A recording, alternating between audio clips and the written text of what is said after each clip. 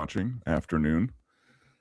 We got a bunch of stuff we're gonna cover. A lot of it again is stuff that we are catching wind of or current events. A lot of it, I mean, so much of it nowadays seems to be pointing down one way, which we'll probably get to. But there's a lot of interesting stuff. Some of it we're pretty good at staying on top of things. I think some of the things we've heard and want to talk about have come out maybe a week, 2 weeks ago. And we've covered maybe bits of it, but just never, watched a full, like, what's her name, Gabbard interview. I mean, I haven't. You guys might have, but I don't really watch too much of that. I usually, unless it's something big, I can't listen to Trump talk. I'll never listen to a whole spiel of his because I watch for 2 minutes and then he's, it's great. We're doing great things. Yeah, it's great. He's just blabbering. Yeah, and it's just like, bro, okay, yep, I'm done. I'll catch the cliff notes. But yeah, how are you guys? How's everything? How's your week been? Oh, I'm good. All caught up on schoolwork. Had a busy day today, but yeah, nothing I know the too last crazy. few days you were kind of dealing with that. Yeah, just stupid college shit. And now my computer, for some reason, sounds like a little dirt bike. I don't know what's going on. You might have multiple windows open. Now, I think I have my PC. I think my GPU brace is a little too tight or something. Oh, it's flexing your fans or something. It's like rattling, yeah. But how are you, Quex? How are you doing? I'm good. Good. Live, breathing, can't complain. Yep. That's how I always say it. About AI, the usual. Yeah. Taking over the world, creating Skynet. Hopefully one day. Maybe one day. Quex, I saw something on the news. It was last week that they passed something in the UK where it's basically facial recognition nationwide. Is that true? Well, I think it's more they're going to yeah. But see, it's not really the facial recognition that's really the issue. It's they're trying to do something else. Like there's one place in England called Oxford, and they're talking about implementing these. I think it's like a 15-minute zone. So from where you live, you've got these little zones within this whole of Oxford, and you have to basically apply for permission to leave your zone, to go out of it, to go to another one. What's that 15-minute cities? Yeah, that's what it is. They're trying to implement this. Oh my god! And that's supposed to be their first test run of it. That shit's people scary, cut down man. cameras over there. Like you guys do have a lot of cameras, right? Yeah, they're called ULEZ cameras. It's to do with emissions from your cars and that, but people just go around cutting down non-stop. You're gonna start seeing that here too. Yeah. Oh, for sure. I think it's already so heavily implemented. Me, that's like those flock cameras. And that's where I get onto the conspiracy of cell phones and stuff. They don't need that shit. They can just turn on the camera on your cell phone when they want. They're tracking you, and I feel like it's so far. Oh, and that's something we could touch on. Sorry, ADHD brain is. They just passed. I think it passed somewhere, or they're writing the bill now that as of 2027, all cars will have facial recognition and can lock you out. Oh yeah, I saw that. Thomas Massey. Yeah. That's crazy. Dude, that's crazy. I was thinking about this today. People need to enjoy life now because this is as good as it's going to be from here on out. We're not going to get more. We're not going to get any freedoms back. It's not going to get any better. And it's not your fault. It's not our fault. It's the people we elected who did this shit. We had no say-so in it. And they're making these decisions that just affect us. They don't even affect them. But And this is that's as where I good get as on we'll remember. Yeah, the one world where it's the people behind them, even like they're just Yeah. puppets. You know, they're doing what they're told. They're, you know, it's. But I completely agree. It's like, and we've had this talk plenty of times, is where like the biggest thing I worry about is like what it's going to be like for my boys. Right. Like, Dude, like, yeah, that must be scary to think about. yeah, it's terrifying. It is. Like when they're my age, like what's the world gonna be like? Like hopefully, if I'm alive, I'll be old and it won't really matter that much. You know. well, I'll show you what it's like before we hop into. I'll show you what it's going to be like before we hop into some stuff. If I can get this video pulled up real quick. This is what the kids from when the UK royal family and Melania Trump were doing when they came See, to that's visit yesterday. fucking terrifying, man. God.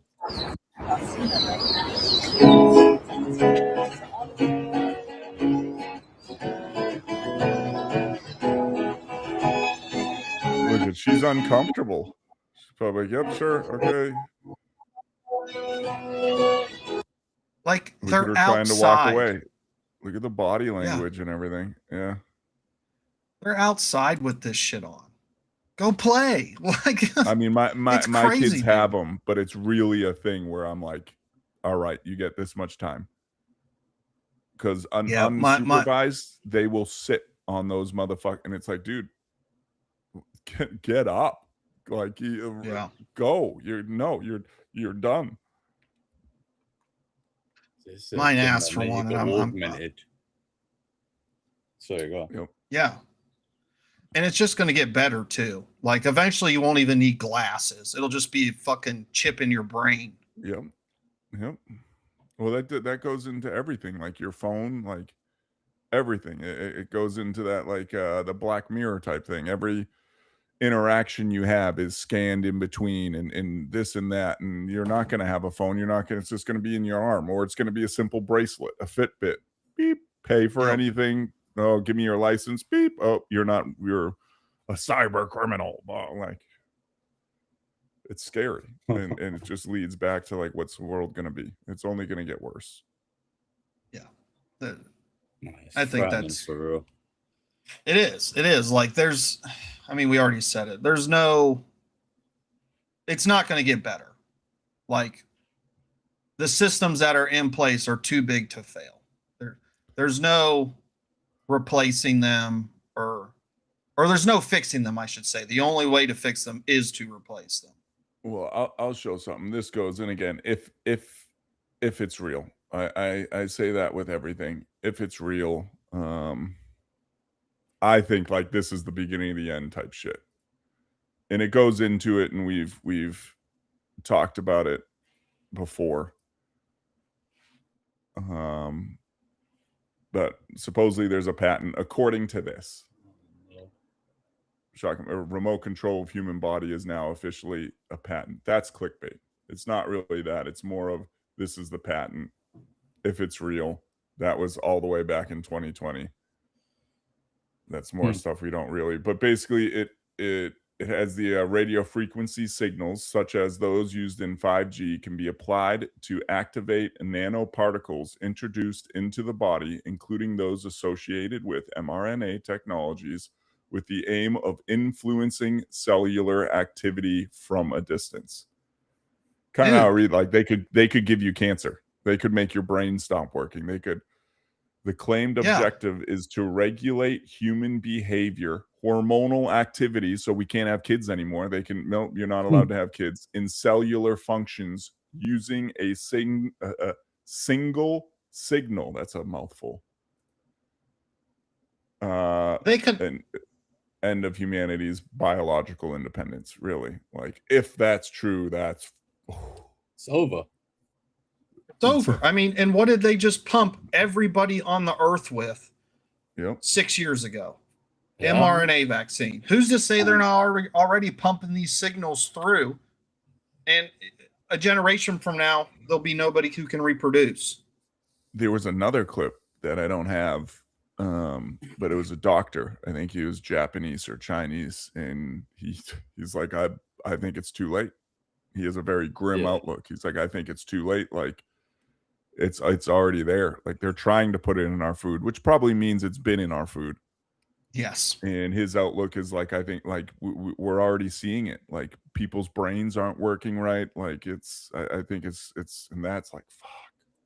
Well, can't they already incorporate? I remember seeing someone talking from government about they could basically genetically modify a tomato, for example, and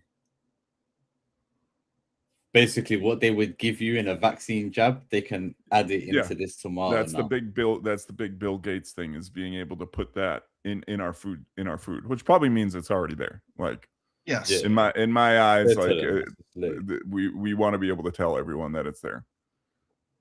100%. I want to pull something up real quick. Now we're on this topic. I think it's important.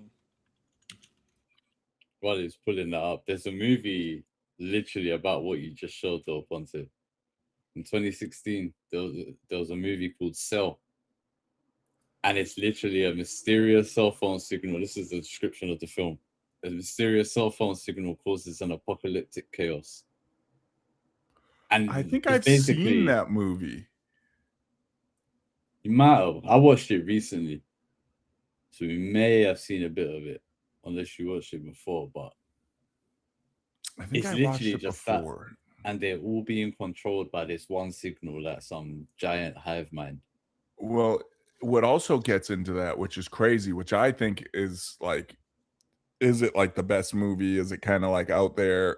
It's not the best movie. Is it kind of out there? Yes, but it was the one I was talking to you guys about, where the guy comes back in time and he goes into the diner and he tries, like, he's like, I've been here 1,000 something times, and like the aspect recently. The aspect of it all is kind of surreal.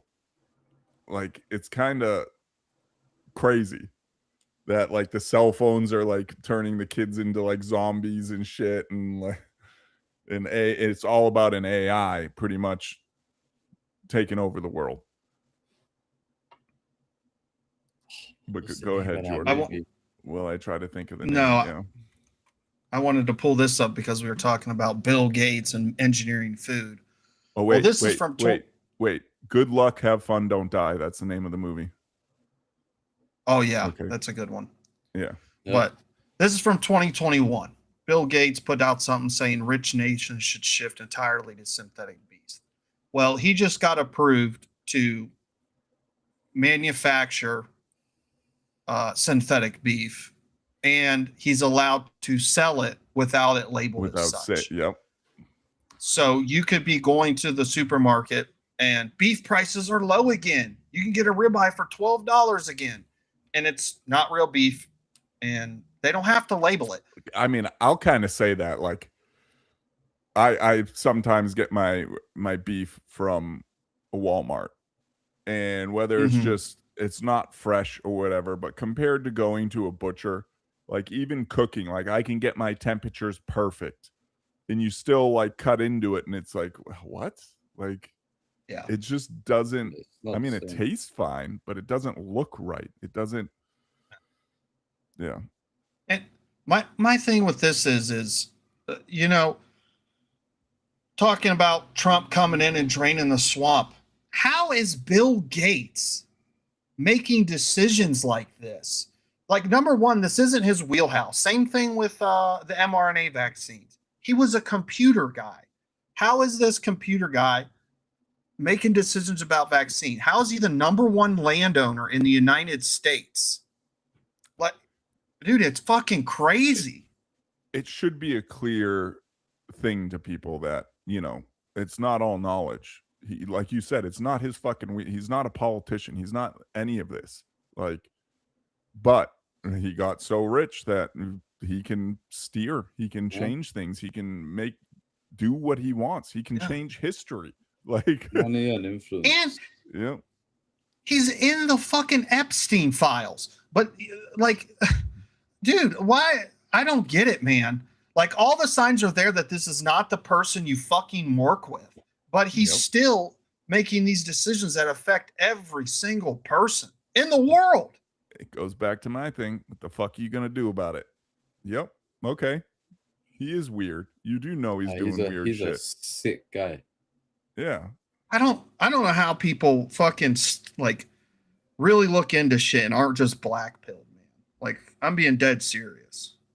How can you see this type of shit? It goes into a lot of what I say, you know, like 1%, less than 1% of the things even we talk about. But the things that are out there as a whole that there's, you know, some information on, it hasn't been really put out by the government, but like 1%. And you realize how fucked up everything else is. If that 1%, it like, there's no way all of this is false. There's no way all of this is manufactured. There's no way that I'll even give it to you, that 0.1%. Yeah. Then that causes a cascade, and that's the problem with all of it, and that's the problem why they can't ever say this thing, yeah, it did happen, because then that just piggybacks and it snowballs, and then yep, okay, so you're not going to come out and say this other stuff is real, but it's just it's scary. And they just tell us nowadays. They'll just straight up tell us, like, yeah, we're 3D printing meat.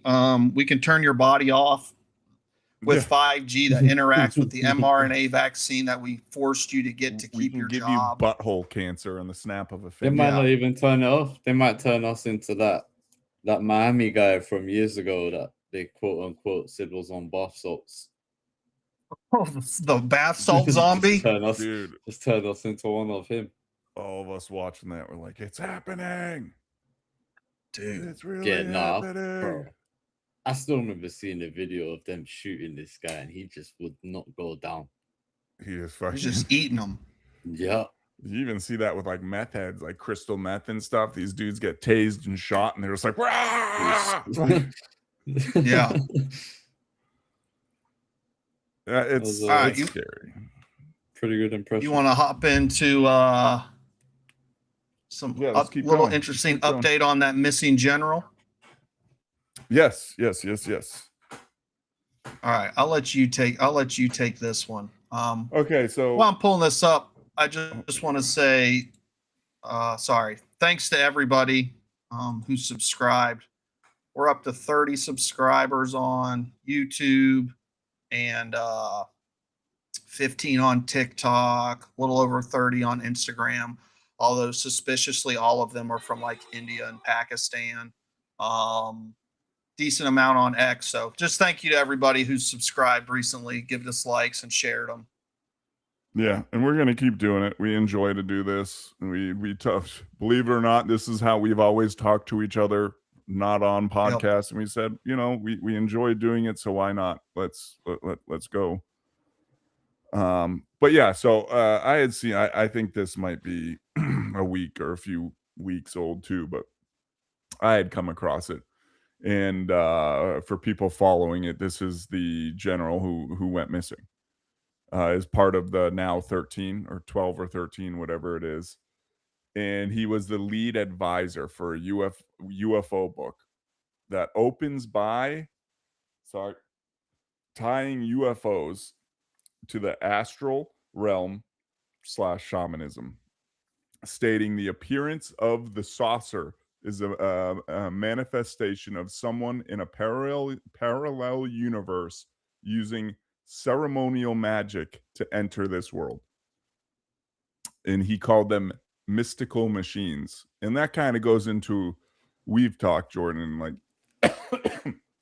like when you go into the portal theory of like, I think a lot of these, even what's the word I'm looking for, not mystical, cryptids, like they act like they're not physical, but I think more so I've always felt they're physical, but it goes way back to the two supposed FBI or CIA guys who went on to Mystery Ranch, what do they call it? Not Mystery Ranch, Skinwalker Ranch, or whatever that plot of land that the government had bought, and then sold and whatever. But they had supposedly came out and said that they saw a portal open up and like could see through. It was like a window, and they could see daylight on the other side. And this big being, they didn't call it Bigfoot, they didn't call it anything, but like stepped through, and then the portal closed. Yeah. And missing 411 and stuff, like what if a portal Same opens shit. up, you get snatched into the other realm, they do whatever they're gonna do with you, they fold your clothes because they think that's what humans do, but they're all inside out and whatever. Open the portal again somewhere, put them back down, yep, that's good, and then leave. Like yeah, it's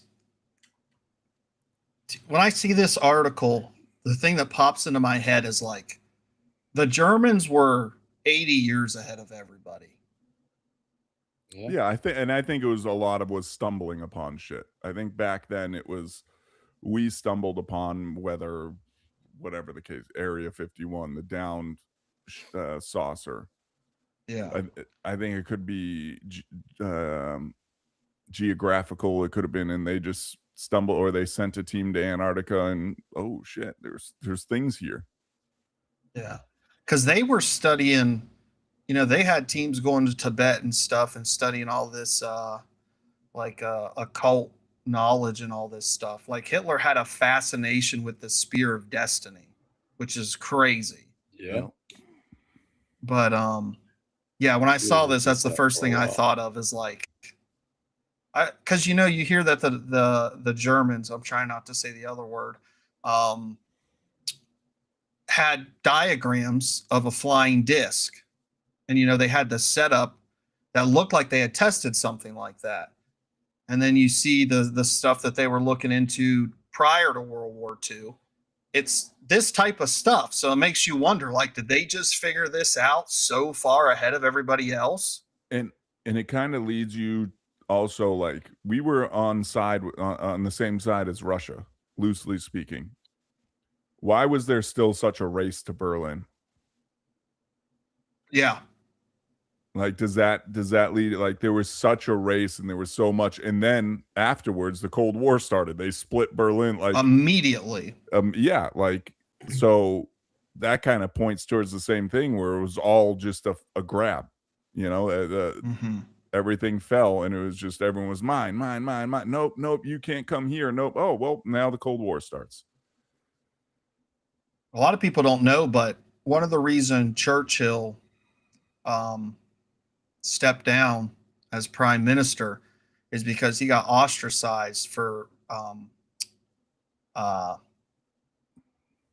representing a plan called Operation Unthinkable, which was like right after World War II ended, to rearm 200,000 Germans and for the Allies to immediately attack Russia. Well, and so here's the crazy thing. I think a lot of them learned too.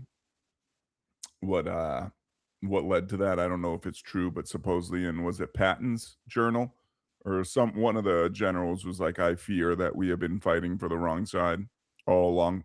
Mm-hmm. And when you actually go into history and you look at the Bolsheviks, like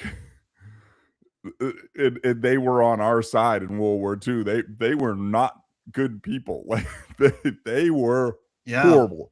And whether they decided with them to deal with the problem at hand, like, keep your friends close, but your enemies closer, and then just never jumped on the opportunity, probably because the world couldn't handle it. Now there's a war between Europe and Russia.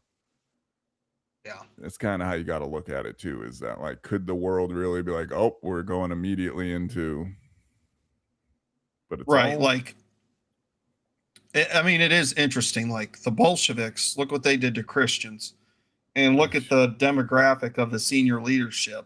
I'll just say that. But then also, like, at the same time, kind of like what you were leading to, at the end of the day, could the Allies have won without Russia? Probably not. No. They needed a two-front war. Like, it goes into warfare, logistics. Like, a two-front war is almost unwinnable unless you are, and they just didn't have enough. Russia could throw millions, especially back then, millions of soldiers. I don't know why I struggle with that word so much. Just waves, just like the Japanese did. Was run into the machine guns. Oh, they need a belt change. Now we can actually put our force forward a little bit. Like and so many people aren't aware of that in history, as like what the Bolsheviks were and what they did. Like on par with the fucking Holocaust. On par with the Holocaust. Like it's but people, it is. you know, I mean, but I mean, I don't know. There's something about white Christians. You don't get to be a victim, like, no matter what. And I don't know if I posted that, but that's the thing. There's some guy. It was a guy in the UK, an old guy. No one in particular. Excuse me, I'm gonna sneeze. No one in particular, but he goes and says that. He goes, you know, and I understand there is somewhat to, you know, in recent history, white people have struggled less and stuff, but that you can still be racist to a white person, right? You can have a hatred, have a set of beliefs towards a white person, but that's not a thing. If I say something about Jews on any level, you know, nothing against the Jewish religion. I'm against the Zionists. We're better than you. You know, you're an animal. I'm against that side. I'm anti-Semitic. You know, I'm racist if I talk about the anyone other than white. But all these people can target and talk shit about a white guy, especially a white Christian. And no, you can say that. Even in America today, you can say things against any nationality, anything. And it's getting so bad to where people need to open their eyes is if you say anything, not even against Jews, against Israel, you are anti-Semitic. Yep. It goes even further than that, though. You can't even like internalize it.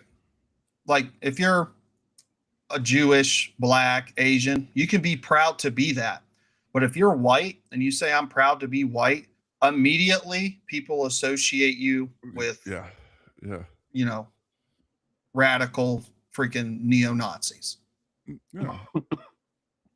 and I mean, again, I don't like to be this way, but I mean, Quex is a mutt, I would say. He's from all over.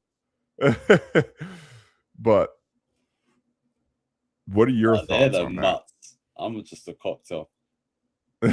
Yeah, I would say I'm a mutt. You're more of a cocktail. Yeah, that makes sense. A perfectly curated. Yeah, you might never see his face, but he's a handsome man. What are your thoughts on that, though? Like, do you feel that you could say something? Let's just take it the Israel route because we're there. Do you think you could, out in public to random people, say something against a clearly white, like blonde hair, white guy, and it be nothing? But if you were to go against, say something against Israel, you would get confronted about it, or here. I think that's a I just guess. for the people's mentality. If I was to be like that towards white people, they would have something to say about it. But that would be given more of the landscape there is tough between right me now, and them. It wouldn't be like a. I don't know. Yeah, I guess just that. It would just be more of a personal issue between me and that person.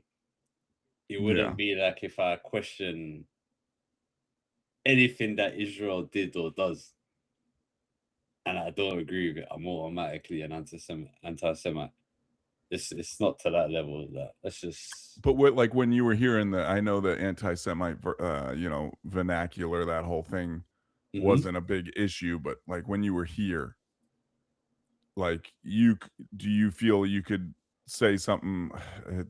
It's going against about them. Nah, no way. But like about a white guy, you could be like, "Oh, cracker, like this the white bitch, like fuck these people." But then you could say something against, say, an Asian or something, and you would maybe get an eyebrow raised more for saying something against any other race than white people. Yeah. Well, like I don't know. I don't know if I'm talking correctly. If it would be more like people seem to tolerate it more. Yeah, like white hate, like fuck nah. that cracker ass, like, you know. Yeah. No, in that aspect, yeah. I think it is that. Like, even over here, even though, like I said, it'll be a personal issue with certain things going on today, with certain races over here in UK, there's a lot of problems. Yeah, I realize that. Yeah, I realize that after I asked the question of like what's going on in the UK and a lot of Europe right now, it's like that's it is a different speak landscape. Out against them as well. It's the same thing as over there in Israel. You're the one you're the bad one, you know, for questioning it. Yeah. But what else do we got to dig into? We can keep going. Pull it back for a second, because I do want to talk about this. A little bit of more interesting UFO news. So Tulsi Gabbard allegedly went to Area 51. So George Knapp, Coast to Coast AM guy for a long time, one of the leading guys for, probably the guy for alien disclosure since, Bob Lazar, dropped a bombshell on the Weaponized podcast. That's his one he dumbs with Jeremy Corbell. Yep, Corbell. The dude who talked about 2027. A high-level VIP strongly implied that Director of National Intelligence Tulsi Gabbard flew into Nellis Air Force Base last week. Knapp hopes Representative Eric Burleson. He's the one who was talking about the giant UFO allegedly in Korea that was too big to move. Was on board with her. And I mean, this is. No, it looks like a positive step forward for disclosure, but at the same time, like, they could just not tell them or show them what's going on. That got me too, is like when you hear some of these people and even Congress people that we're in a holding pattern, like it means they're getting strung along too. It's like, we're going to say, no, we're not going to do it. We're not going to say, we're in. Well, what does that say about our government? If the Director of National Intelligence can go to a place and they can deny her access to see stuff. Well, what it leads to me is crazy. That, we're just in which we know our government is just as fragmented as everyone else. Yep. You know what I mean? Like just as fragmented as of the people, just as fragmented as the people. There we go. Meaning like there's all these people probably going back and forth. No, you can't say this. No, you can say no. Oh, and now guess what? Same thing happens. Midnight sessions. We can't put it out. We're gonna vote on whether we put it out. No. Oh, we're gonna suspend this longer. Like. And I think you've said it before, Jordan, where it seems like it's just always going to be stuck in that fucking limbo. Yeah, I mean, it's just always this. Our congressmen get a little bit of information they can't really talk about. No legitimate disclosure. They call these people to testify, and they're 50% of their testimony is, I can't talk about that in an open setting. Well, the system's failed then. Like, this doesn't work. And then the open verbiage, like it seems like the scapegoat too is everyone a skiff. It's a skiff. I went to a skiff. Yeah, it's a skiff on this, a skiff on that. I went to I saw stuff, but I can't say what I saw. Like, is this their idea of disclosure? Saying, I saw there's stuff out there. I can't say what, but here's my disclosure. There's aliens. Like, they're just edging everyone with the information. Mm-hmm. It's part of me wonders if doing it to. Sorry, Jay, go on. No, go ahead. So they could even be doing this, like me and Ponte said earlier, to kind of like buy time. So while they go and get rid of the people that won't go along with their agenda, they got time to try and figure out how they're gonna go about it all.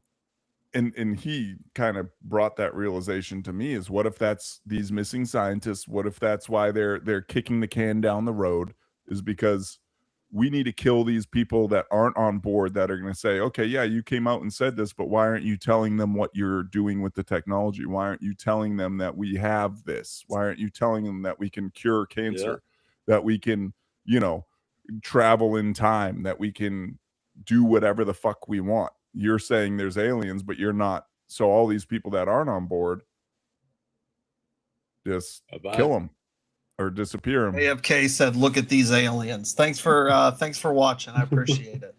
What's up, Kay? No, I'd never thought about that, but that's such a great point. Like, I kind of look at it after you guys said that as like, they got to take care of people who aren't going to go along with the narrative they're going to push. Like, they could just be pushing something that, like, that general or these people who have worked on these propulsion systems know is wrong. Yep. And they're just going to put something out there. It is crazy. It's one of those coincidences, but it kind of lines up now. Like, oh yeah, they're teasing this. Oh, here, look, here's a treat. We're going to give you, you know, disclosure, but hold on. We need to track down this guy first, because he's going to open his mouth. Oh, this chick's going to open her. Oh. And then it just spider webs, and it's like, oh, fuck, guys, we can't come out yet because we still have, you know, 60 people in the wind. We need to find them first. And do then you what's think to say, this is there's not contractual shit, and that's why it's getting kicked down the road? No, I want 10 million. No, I want, it's like they're trying to handle this without killing any more people, but now people are saying, no, I want $1 billion. Yeah, because what is that? There's got to be some type of legal ramifications if the government comes out and discloses something that they held contractors to a legal standard that, like, they could never disclose, like, under penalty of who knows what. It's that snowball effect. Yeah. What were you going to say, Quex? It kind of makes sense as well, considering I doubt with disclosure they're gonna want to reveal everything. So it's a little odd that all the people that are going missing have some kind of knowledge about newer technology that not only would it mess up or destroy trust we have in them, it's now gonna affect their money as well, because we don't need the oil no more after that info comes out. So now they have more problems to deal with. Yeah, it all 100%. goes full circle, and that's that snowball effect. And that's kind of been my thing all along, is why it's taking so long and why it keeps, you know, getting pushed further down the road, is because there's all these things now they have to line up. We have to, well, that doesn't line up with this, and they probably have, you know, AI and all these other things going over shit and keep coming back. Well, this is connected to this and this, and they're like, well, now we have to go back and rewrite the story. I want $10 million too. Yeah, me too.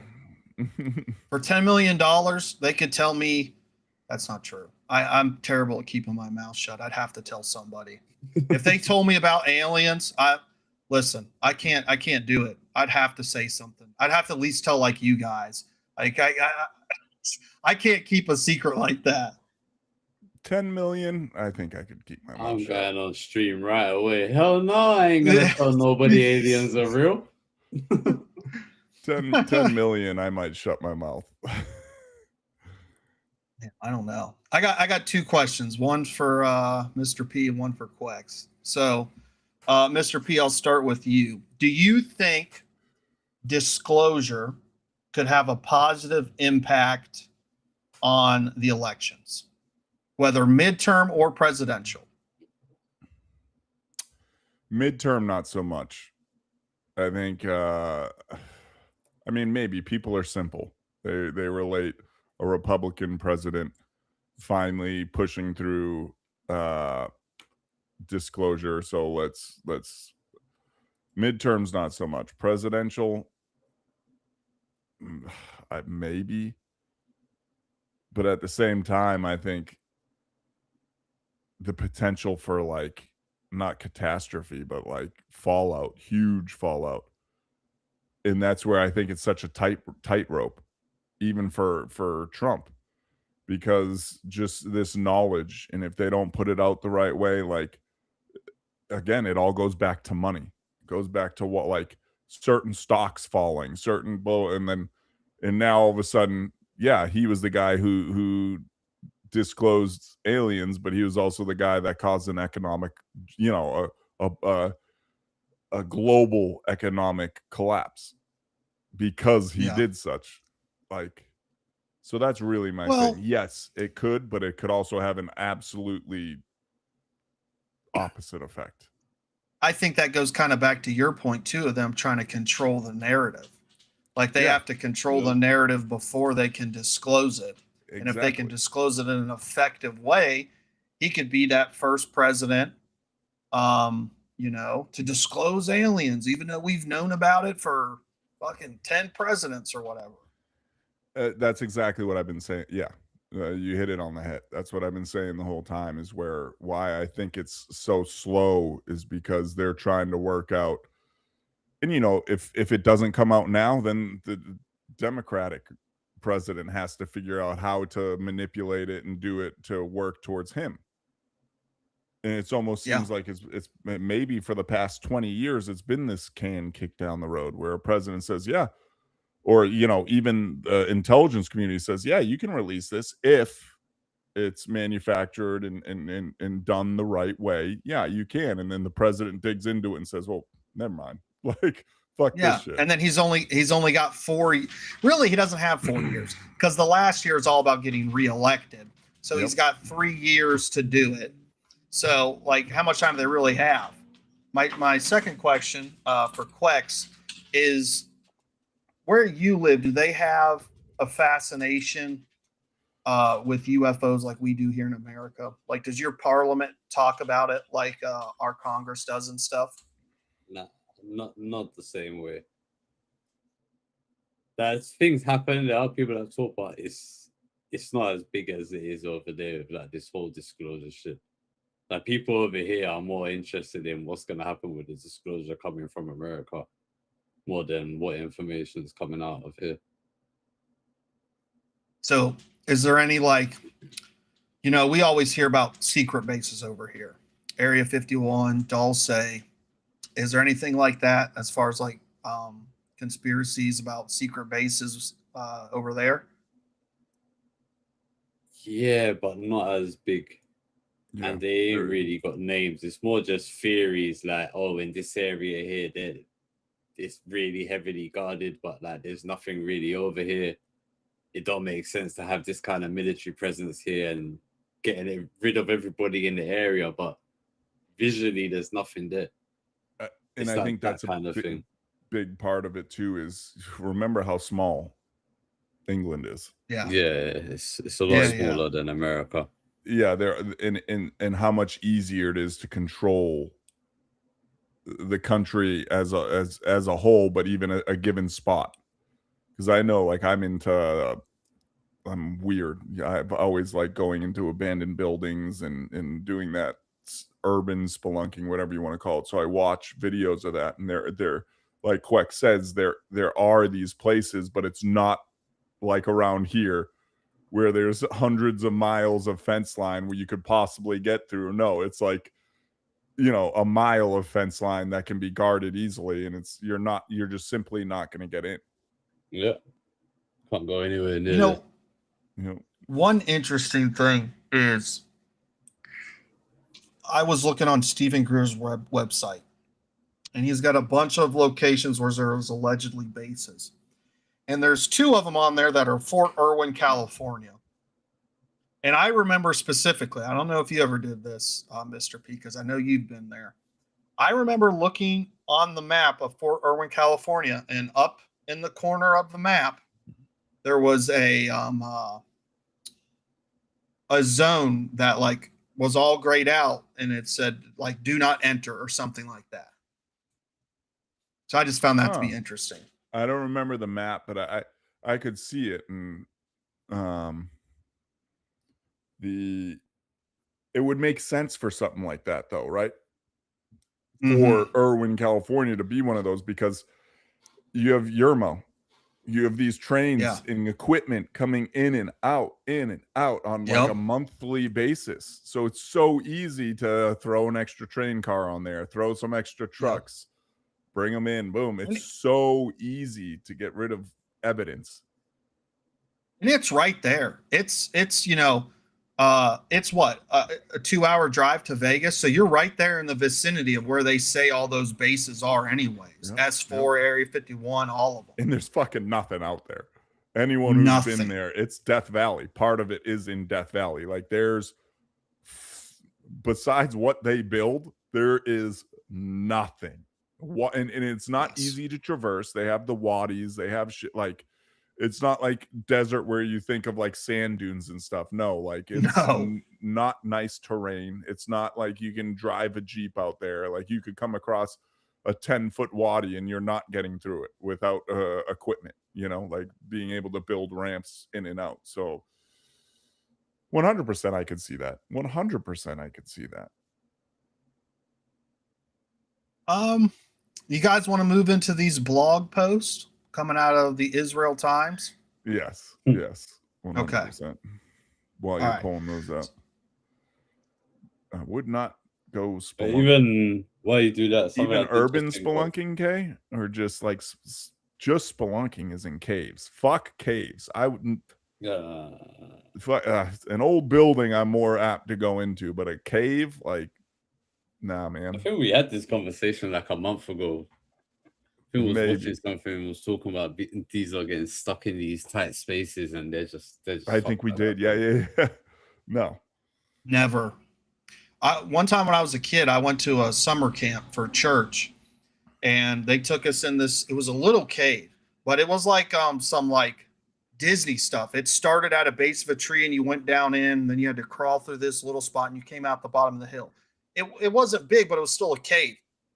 And I remember I was crawling through the tight spot, and I had a hat on, and my hat got stuck, and instantly I was probably like 11 or 12 at the time. I was like, I'm stuck. And the camp counselor was like, he's like, take your hat off. I was like, oh, thank God. And then I climbed through, and I'm not proud I did this, but there was this chubby kid. He didn't do the cave because he was too big. I knew he was too big to do it, but I still went up to him and I asked him, I said, hey, why didn't you go down the cave? Fucking asshole. Oh, dude, I'm not proud of that, and I don't know why I did it. There was nobody around. It's like I just wanted him to tell me it. Like I was like 10 or 11 at the time. And a lot of those caves, like at the entrances, they have like a thing you have to squeeze through. If you can't squeeze through it, you can't go into the cave. Yeah, that's exactly what it was. I haven't heard Ted the Caver, but I heard there's these No, one me group either. I watch that are like, they sound like bros, like California bros. Like, what's up, dude? Yeah, Ted. But they go into these caves and they'll do like like half mile or 3/4 long, like belly crawl to try to find Dude. some bigger cavern. And they're like, fuck no. People like that have the same problem that drug addicts have. They are so addicted to 100%. adrenaline that they have to put themselves in these psychotic scenarios to get their fix. Like, and I feel like I don't even like the ocean. I feel like some of these extreme sports, like real crazy shit, and a lot of them have seen death. I could be completely misguided on this, but part of me thinks some of them are suicidal, but they would never kill themselves. So they do this crazy shit over and over and over again. And if they die, like Alex Holland, like I'm convinced that dude's fucking suicidal. Like he's the free climber that climbs buildings, like these crazy things. And anyone who's in sports, in life, if you've lived a life, you know, you can be sure as shit walking down the road and just tripped one little bit. You hit the ground up there. there's that possibility. No matter how good you are, you go slip. Oh, you're dead. It's gone. Yeah, dude. Like shit like that, I've never understood it. Like I do not like heights. I can force myself to do stuff at heights, but like willingly, and I guess the times I've had to do it was technically willingly, as much as it can be willingly in the military, you know what I mean? But like, no way. That's like the people who go skydiving with the squirrel suits. No way you would catch me doing that shit.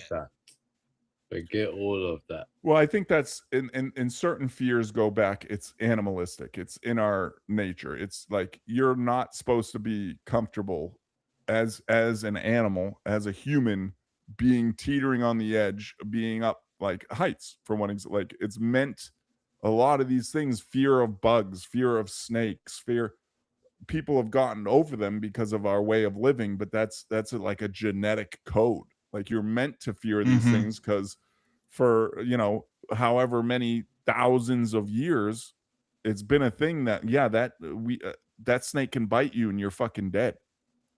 Before antivenom, before anything, that spider can bite you. You're going to be dead.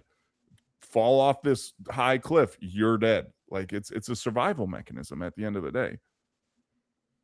So AFK says Ted the Caver, he recorded video doc of him caving and finding creatures inside. Came from Reddit.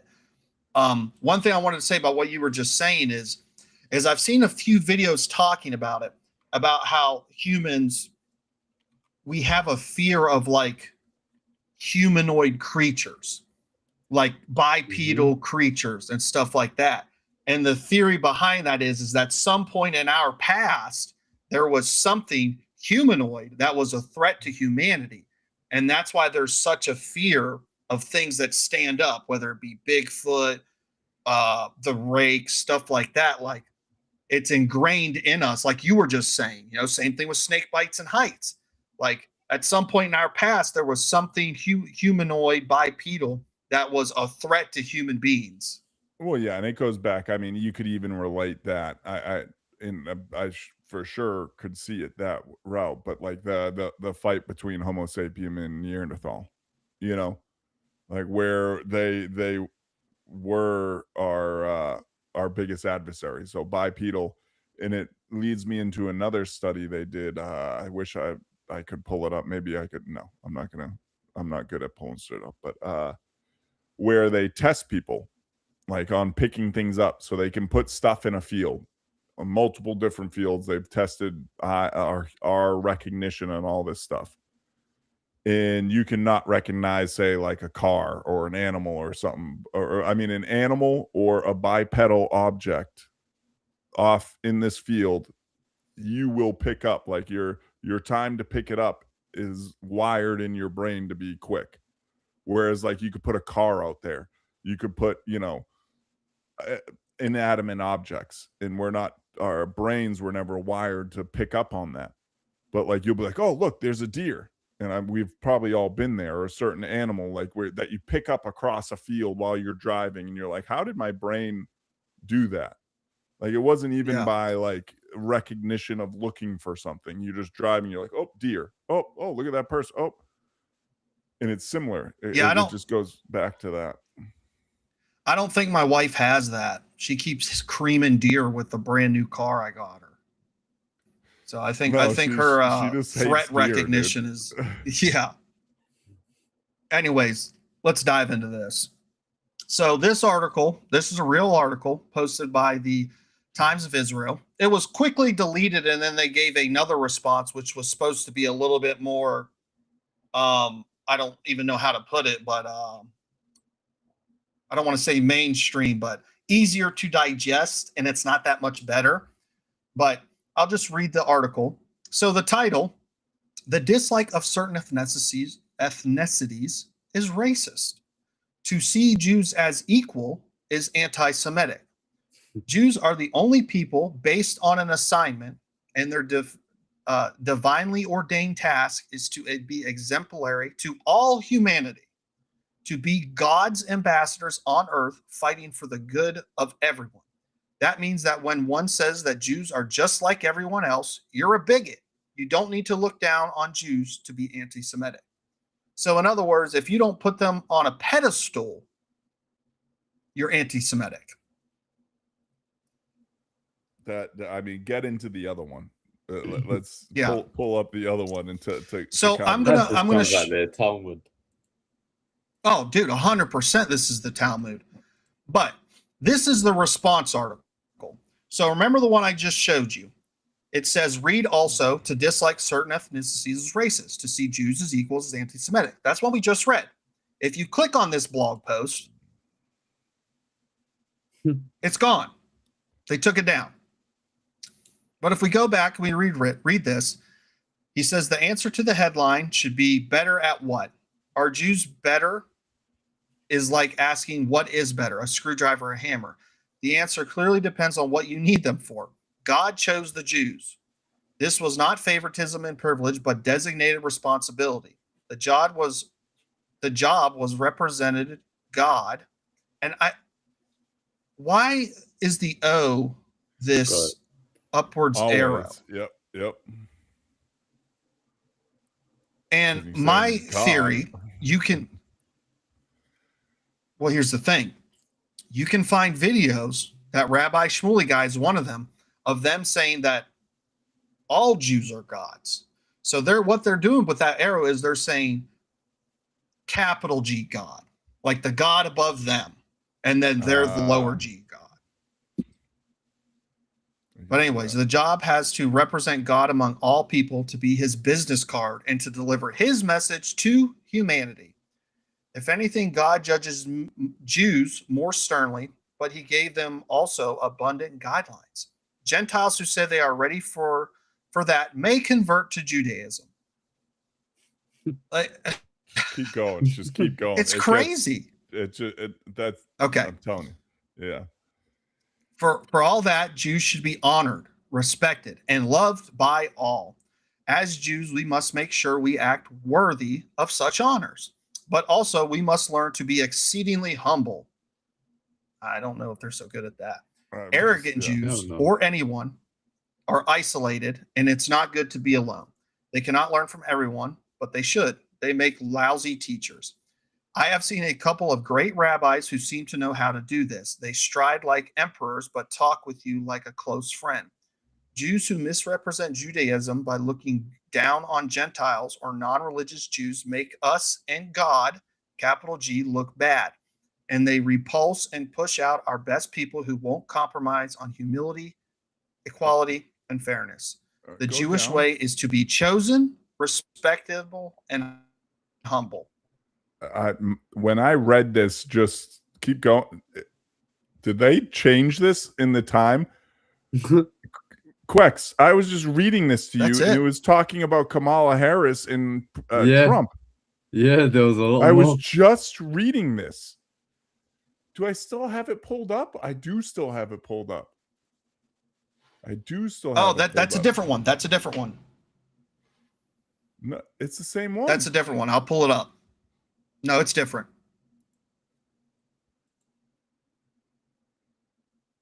You're thinking of this one. Equivalency equals anti-Semitism. Okay. So you can as we approach the 1 year mark. Okay. It says the same thing. It says just what he just read, but then go into they stride like emperors, but talk like a close friend. We read that. This is maybe. Oh, it was a different one. Okay. But the beginning part says the same thing, really. It says that, October 8th, and this was what I was talking to Quex about, was that, let's be honest, you can say it was tough for Jews all around the world. I mean, knowing American people, knowing our country, most Jews here in America, it did not affect them in any fucking way. Not in the slightest. Maybe they read it and said, oh, no, Israel. But I bet you even some of them are on the same, okay, fuck, it's Israel, whatever. their leadership is causing them to do some shady shit. And that now I'll let you take over, but it's Yeah, I'm going to read this because there's some crazy stuff in here. And I just want to clarify, these 3 articles are from 3 different people. So it's not like the same person with one rhetoric, okay? We're going to start here. We must know without any doubt that equivalency equals anti-Semitism. So if you view them as equals to yourself and every other race on the earth, that's anti-Semitism. They are above like us. a good person. If you believe everyone's equal, you're anti-Semitic. Yeah. So congratulations. Any individual who is capable of saying, on the one hand, that the atrocities of October the 7th were horrible, but on the other hand, it is followed with Israel is also out of line with its treatment of the people of Gaza. Such an individual is incredibly stupid and more likely a Jew hater. So if you say something like, oh, I don't know, it seems like there's a genocide happening in Gaza right now, you are a Jew hater. Yeah. Many have said that the actions of the barbarians that were carried out, these attacks were worse than the Nazis. These animals boasted of their actions. The Nazis at least showed some semblance of humanity with some guilt feeling. These actions displayed behavior lower than that of an animal. It's funny And how they're throwing this, they're throwing that term that word in there, animal. Mm-hmm. Yeah, that's how they view us. Some of them. And when I say they, I'm not even explaining myself anymore. We've said it enough. We've said it enough. Yeah. And if despite all of this, someone could have the audacity to address these actions with but Israelis are also bad, this is an outright display of anti-Semitism. This is equivalency equals anti-Semitism. And right down here, I just want to highlight this too. Zionism equals racism. Yeah, this was the excuse for anti-Jewish sentiment. Not really. Like how some of these I don't like to even use these people, but like act and think and speak, like let's be honest, there's no room for that in the world today. There's no room for you calling anyone else fucking animals.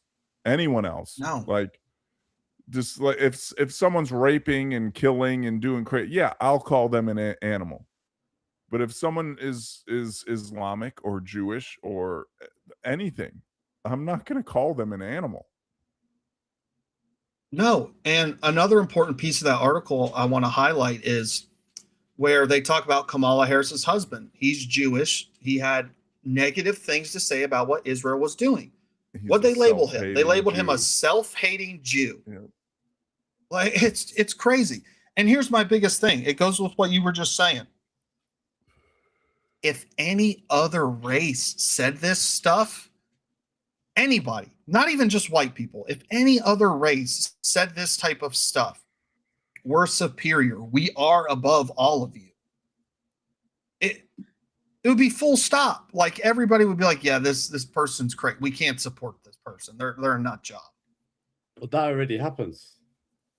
It does. I was just going to get to that. It does, but it doesn't gain traction, and I think there's a reason for that. As much traction, I should say. Go ahead, Quicks. And it's no, well, yeah, go ahead. I was gonna say quickly, yeah.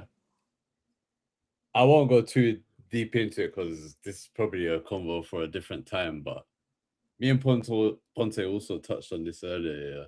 Yeah.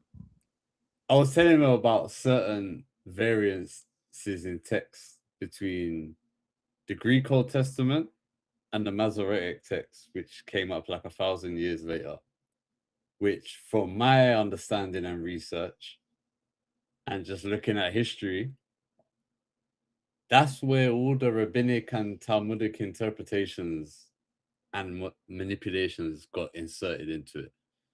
Now, the reason why I said that it already starts to breathe that racism because of Zionism and that belief is because of those same changes in the Masoretic text and what now went into the King James Bible. You look at different forms of Christianity like the Hebrew Roots movement.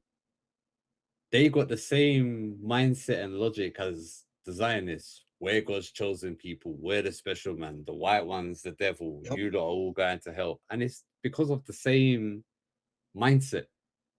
And as soon as someone else adopts it, what do? They immediately go to racism. Oh, the white man's the devil. So it's exactly the same shit. No, I mean, that's a great point. The religion I was brought up in kind of believed that stuff. They adopted, I don't remember getting preached, but my parents do, of like Great Britain and America being the lost tribes of Israel. Mm-hmm. Yeah, there is. There's been a lot of. I don't have the context, but there was something else I was reading into that was saying that in layman's term, that America is the new Israel. I mean, they've got a lot of contingency plans for sure between Ukraine, Argentina, and us. They've got plenty of contingency plans. Another thing I think that's interesting to highlight when Quex, you're talking about the Greek versus the Aramaic. I also think it's interesting to point out that Hebrew was a completely dead language until after World War II. Hebrew was dead long ago, bro. Yeah, Hebrew, like it. Like the original Hebrew died in like 500 BC when the Babylonians got involved. After that, they all started speaking Greek. Yeah, and then now they magically figured it out in 1942 how to re-speak the language. Like, it's crazy. Well, no, they done that in, I think, like around the year 1000 after Christ, like 1000 AD. But all the beliefs that they have today and a lot of the Bibles we have today, that Old Testament is based on that Masoretic text that was made like 1,000 years later. Well, I'm sorry, I got a little off subject because I was looking for something. Like, You're good. Finish your guys' thought. I'm sorry. No, that was literally the last thing I was saying. What's that? And it goes into, kind of made me think of it as America is the new Israel. Oh, Jay left. I'm gonna. I'm here. I'm here. But one of them is this chick who is was oh yeah, sorry, I was looking for it. A meta policy chief. And the fact that they're allowed to come out and talk like this and it be okay. I think that's the issue. Like, I do think anti-Semitism, and now I think Israel is causing this, the further of it in America, and I think you'll see, unfortunately, hate crimes come from it because of Israel. But then because of shit like this, because people, I'm gonna go live, stream it, but because openly saying this stuff, whereas like we can all agree, like outright anti-Semitism, yeah, it's bad. But when you have people coming out here and because we know what she's talking about, she's not just talking about anti-Semitism. She's talking about anti-Israel posts. She's talking about any of that shit. That's what's going to perpetuate the problem that's starting to grow, and we can all see it. Like, and that's why I think we felt more obligated to say, like, listen, we don't think Jews are bad. We think like, and I'm even almost going away from Zionism and more to like Israel's fucking bad. Like the Israeli government, like Israel is the fucking problem. But let me play political this. State. Yeah.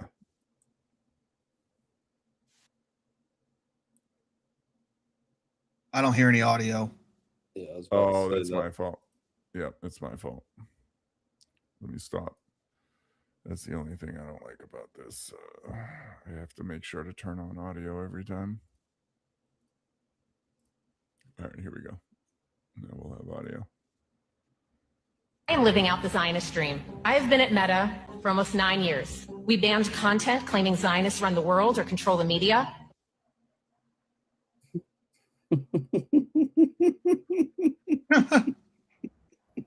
Say that again. What? Low. I am living out the Zionist dream. I have been at Meta for for almost 9 years. We banned content claiming Zionists run the world or control the media. Dude, it's crazy. So you do? Say that again, but slowly. I am living. Oh my god. There's no way they could say things like this and not know what they're doing. They can't. No one can be that stupid, right? Dude, that's my thing is like, is there no self-awareness? Well, here's the other big thing I wanted to show too, and if it's true, it kind of looks like it could be, but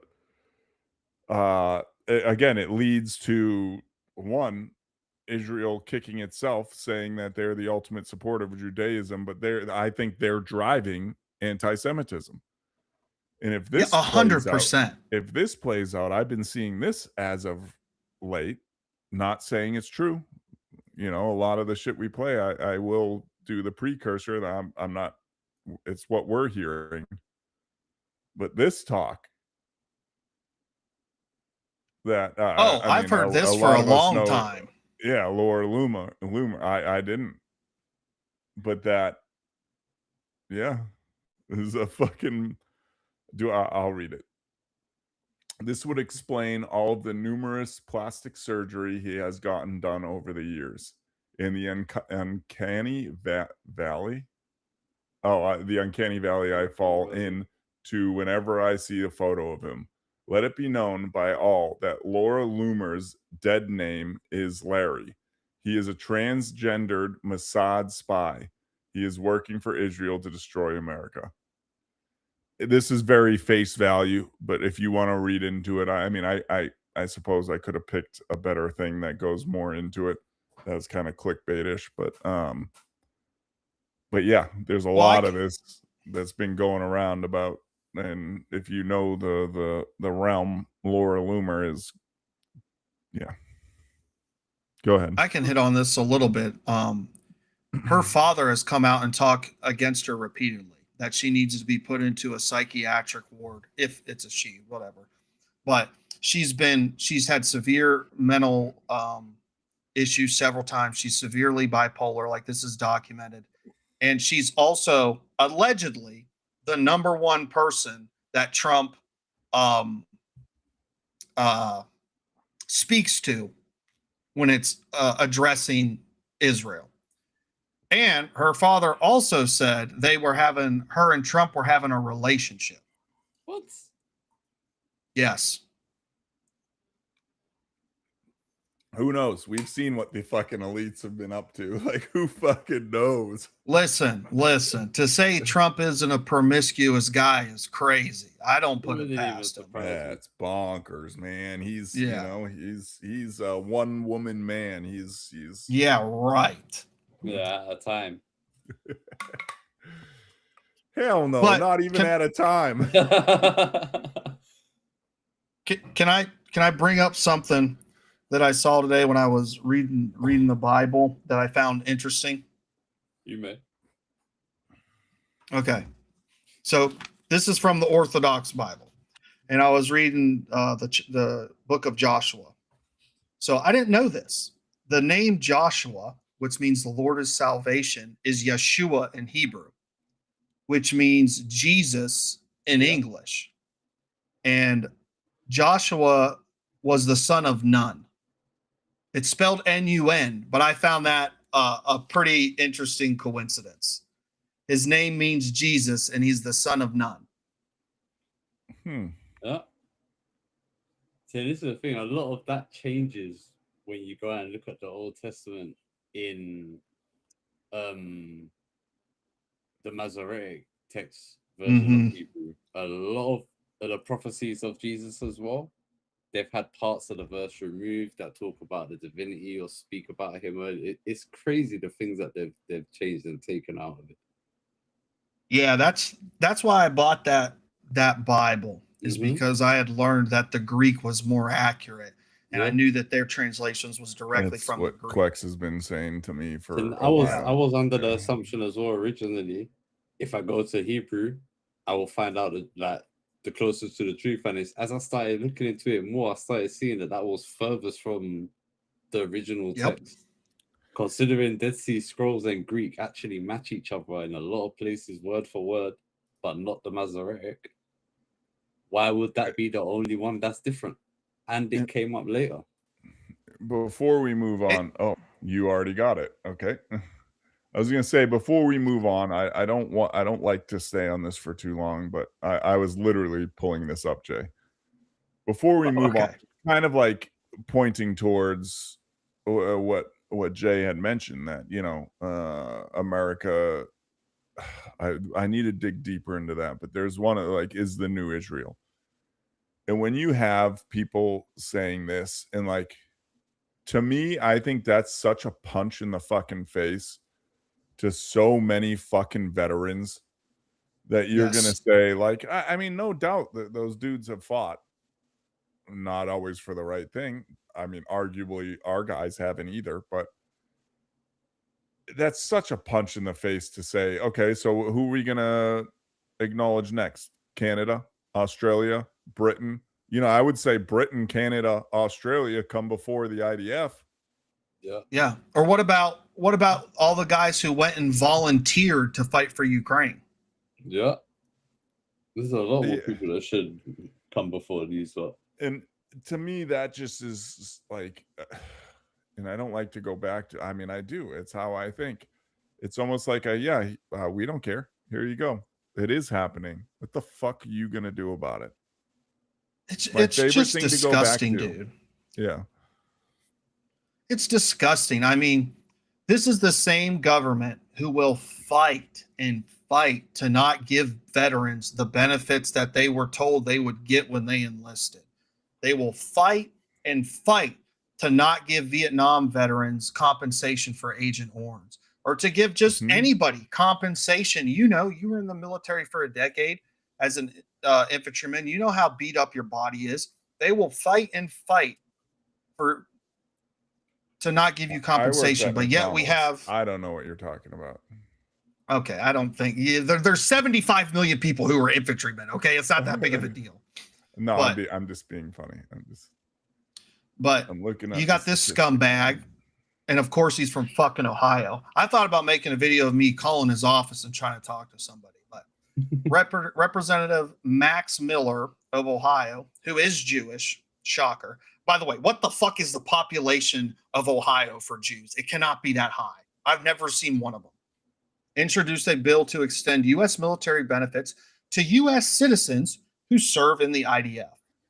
So you'll get the same benefits that a United States service member gets for serving in a foreign nation's military. Well, and here's the thing. Here's the thing where I get fucking upset, because anyone who served has known someone. This is just 2023. 6,398. And look at how they committed suicide. And look at how they word it. A slight decrease. Let's mention a decrease from the year before. And roughly 61% of the veterans who died by suicide were not receiving VA health care in the last year of their lives. Like, it's just one of those, and anyone who's dealt with it understands, it's just one of those things that, like, I don't want to say that, but like, for me, I can say this. For me, I chose not to go on VA. I chose to go a different route that was similar, but I could get on at the time, just because of how much easier it is. Mm-hmm. And well, I can say, again, it goes to this country that is, you have statistics like this that have been going on for 20 years. Yeah. And what do they do about it? Oh no, we're gonna give IDF soldiers the same benefits. Like, it's crazy. Yeah, we're gonna give IDF soldiers VA disability. But when I go to this was my experience, it might not be the same for everybody, but I've seen a lot of people go to the VA trying to get into behavioral health who need help immediately, and they're turned back. I saw that happen while I was in there. But when I went and I needed to talk to somebody because I wasn't reintegrating very fucking good, I would go in there, and the dude who was talking to me, I go in there for the first meeting. Okay, whatever. It's a standard, first meeting. Go in there for the second. Yeah, it's an intake. Yeah. Go in there for the second, third, fourth meeting, and it always goes like this. All right, what did we talk about last time? And he's looking up his notes, and he's like, "So last time you said this, this, and this." And I was like, "Oh, this is fucking pointless. Like, I'll just deal it with myself, dude. Like, clearly this is a burden to you. Get the fuck away from me. I'll deal with this shit on my own." And that's been a long-standing thing. Like, one of the years and years ago is a pretty somewhat headliner. It wasn't a headliner, but in the veteran community or active/veteran community, it was kind of a headliner. A dude who was Ranger and did more than a lot of people did that were in the service, but was out or was on leave and got in an accident, a car accident, and the VA hospital like neglected this dude. Like, his family went in and rolled him over, bed sores. They weren't clean, like shit. Just it was a fucking mess. The dude's in a wheelchair now, and it just goes into that. Like, so instead of fixing that issue in the VA, like complete neglect of this dude, you're now saying you'd rather give these now U.S. citizens that did serve in the IDF, what was it, 15? I forget. You had it up, but the 25,000 or 20,000. Yeah. Instead of fixing that issue and putting the funding towards that, towards more doctors, because I will say that's a big issue. I would say a lot of these doctors go through law school. Jesus, go through their schooling. And their first thing isn't, I want to be a VA doctor. I want to work at the VA hospital. A lot of them don't. Let's be honest. A lot of them want to go on to private practice, the whole nine. So maybe get or pay doctors better so we can get better doctors and more doctors instead of trying to give 20,000 more people benefits to help the dudes. Two things I want to actually go ahead. I'm done. That was what I was going to say. Yeah. No, two things I want to say. Number one, I think it's by design. They don't want veterans taking advantage of it. 100%. When I go to the VA, I am almost always the youngest person in there.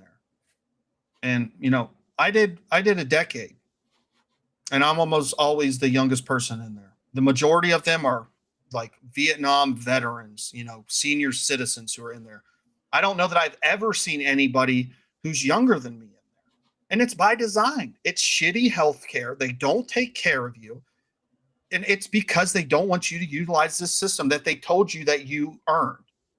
And I don't know. My second point I want to make is that there is double the amount of Jewish Americans serving the IDF as there is Jewish Americans who serve in the American military. Like, what does that tell you about their allegiance?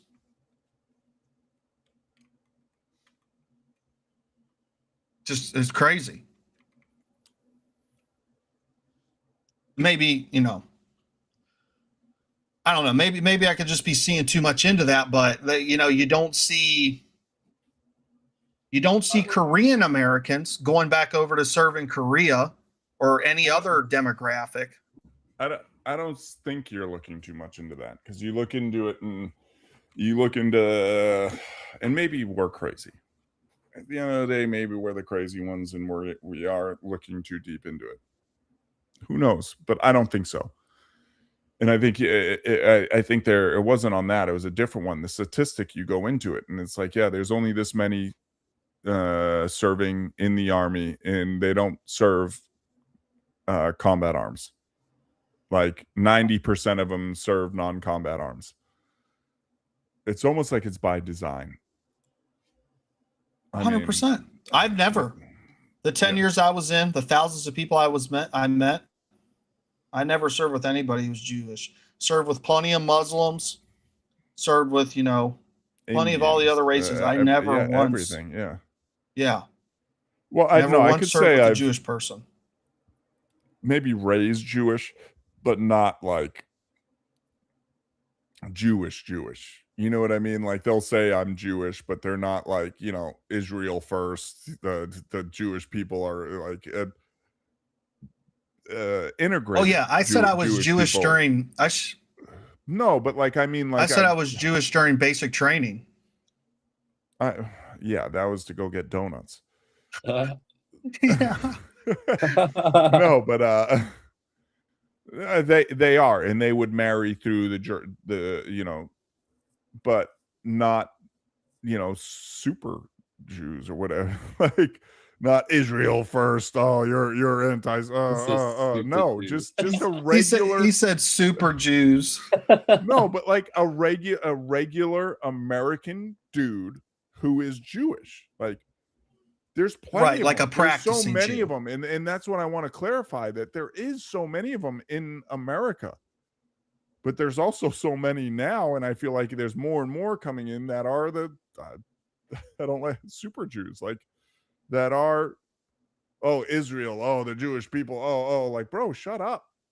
You're in the army, say, you know, like you're here in America. Like, okay, you can follow your faith, just like people who are like Buddhist, just like these, like, and we've dealt with it, like you said, Indian dudes, like any of these cultures that do practice, but they assimilate. They are, yes, oh, I'm happy to be here. This, like, you know, this changed my life. Like this is,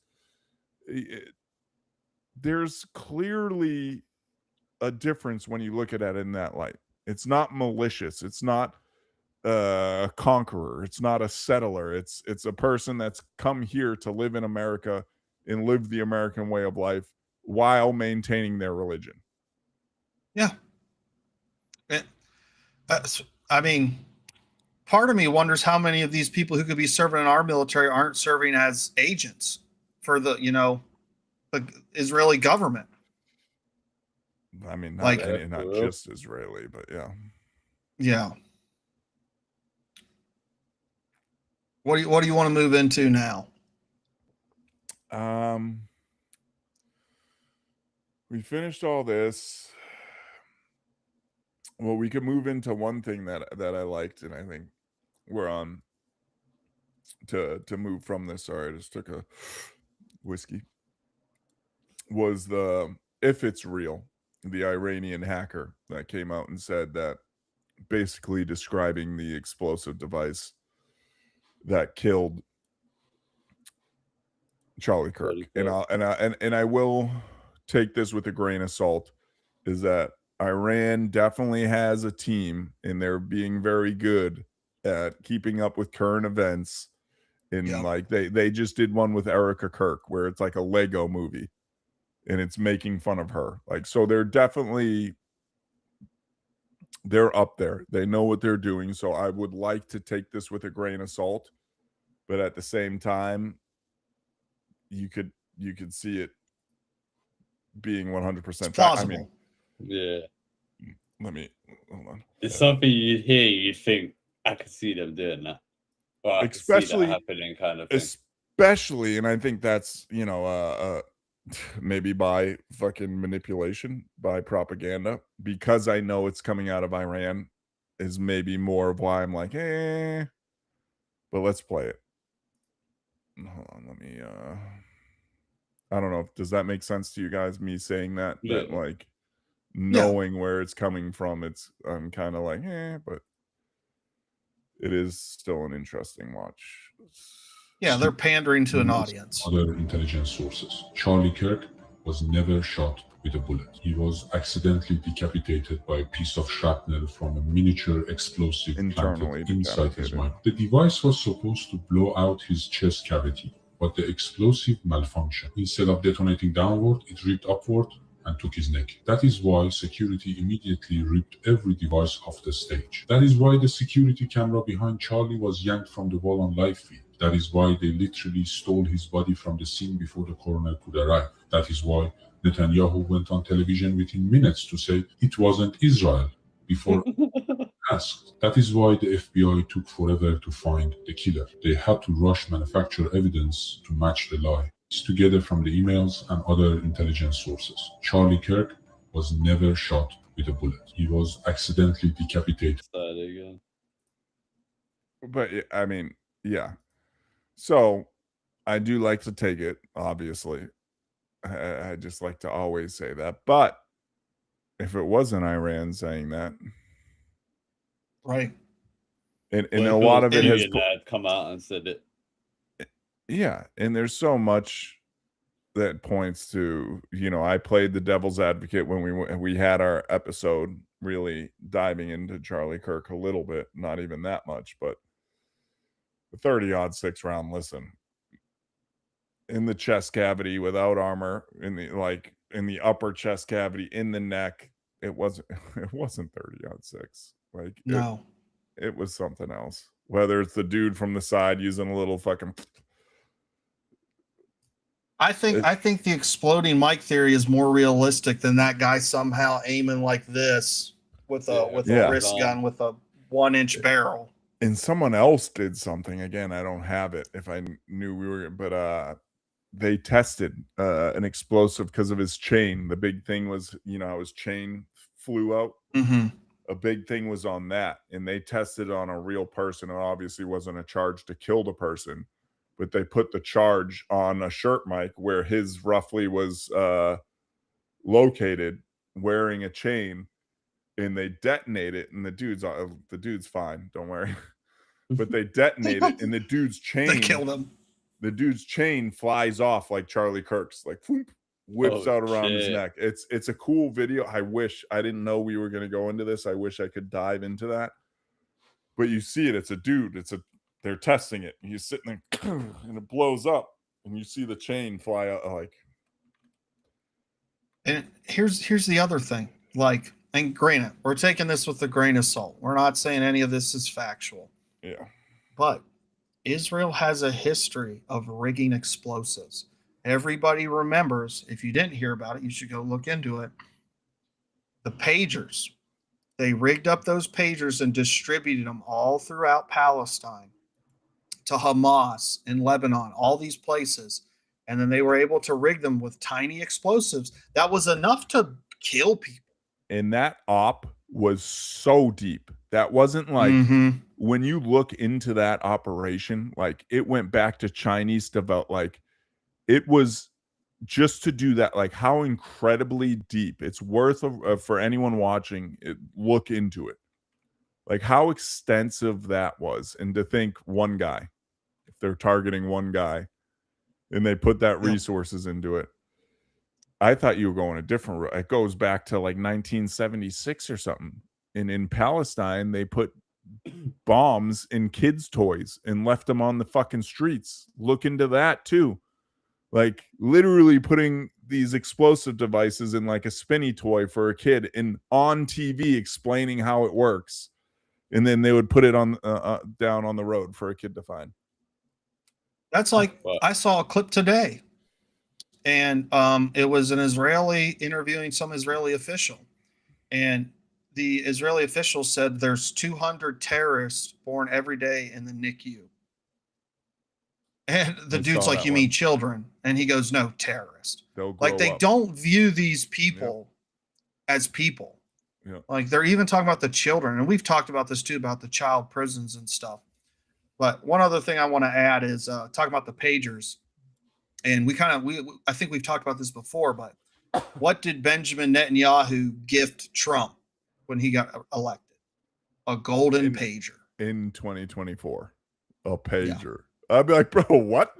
Text me on my phone. Like, what does this mean? It's crazy, dude. Yeah, but if you don't think Trump... Yeah, if you don't think Trump caught on to that and said, yep, here, take this. Get rid of it. And that's my biggest thing with Trump is like, I think he is fully controlled by them, whether it's because he took all the money from them or because of blackmail. I think that's more of what we're leaning into nowadays is that where I kind of get on board with like the Epstein side being a manipulator for Mossad or whatever. And to think that was just one. If that's the route you want it. That was just, he's not the only one. If you think he's the only one, he's the only one that got caught. If you don't think there's networks like this around of America and the world, you're wrong. If you think Epstein was the only one, like, no, man.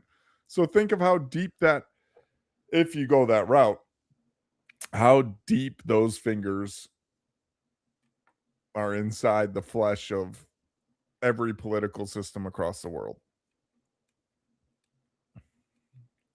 I mean, my theory has been that Trump and Epstein were doing the same thing. I don't think they were working together. I don't think they were friends. I think Trump was doing the same thing.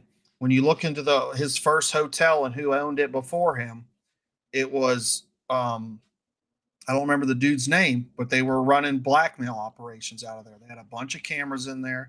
If you look in who he bought his yacht from, same thing. Like, there's evidence out there to suggest that he was also collecting blackmail on a lot of people.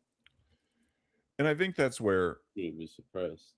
it kind of just came to me, is where up and coming people nowadays, TikTok stars, YouTubers, anyone, like,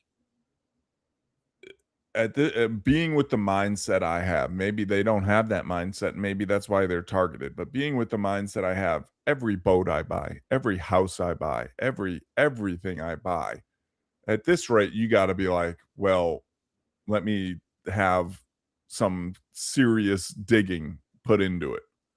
Like, if you don't think this network is now targeting and not saying it, okay, let's get away from not saying it is Mossad, not saying it's solely Israel, just even the United States government, like anything you buy, anything you have, cell phones, like, and you're an up and coming and very wealthy and potentially going to grow into super rich, like, even if it is conspiracy, even if it is fake, how do you not approach any of it without that second thought? Without the maybe they are listening, maybe they are looking for something. And that's kind of crazy to think about, right?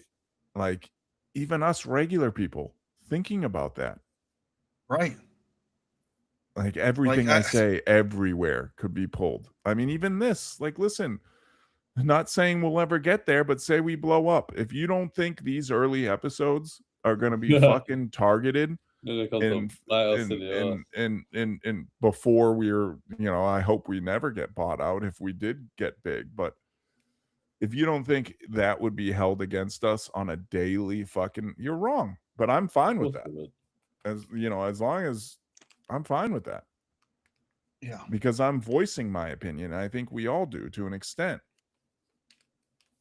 But then you go in, and they go ahead. I was going to say, and they buy out people that don't make any sense. Like, I saw this today. This dude, Clavicular, some autistic dude who's always about like appearance or something. He agreed. What do they call it?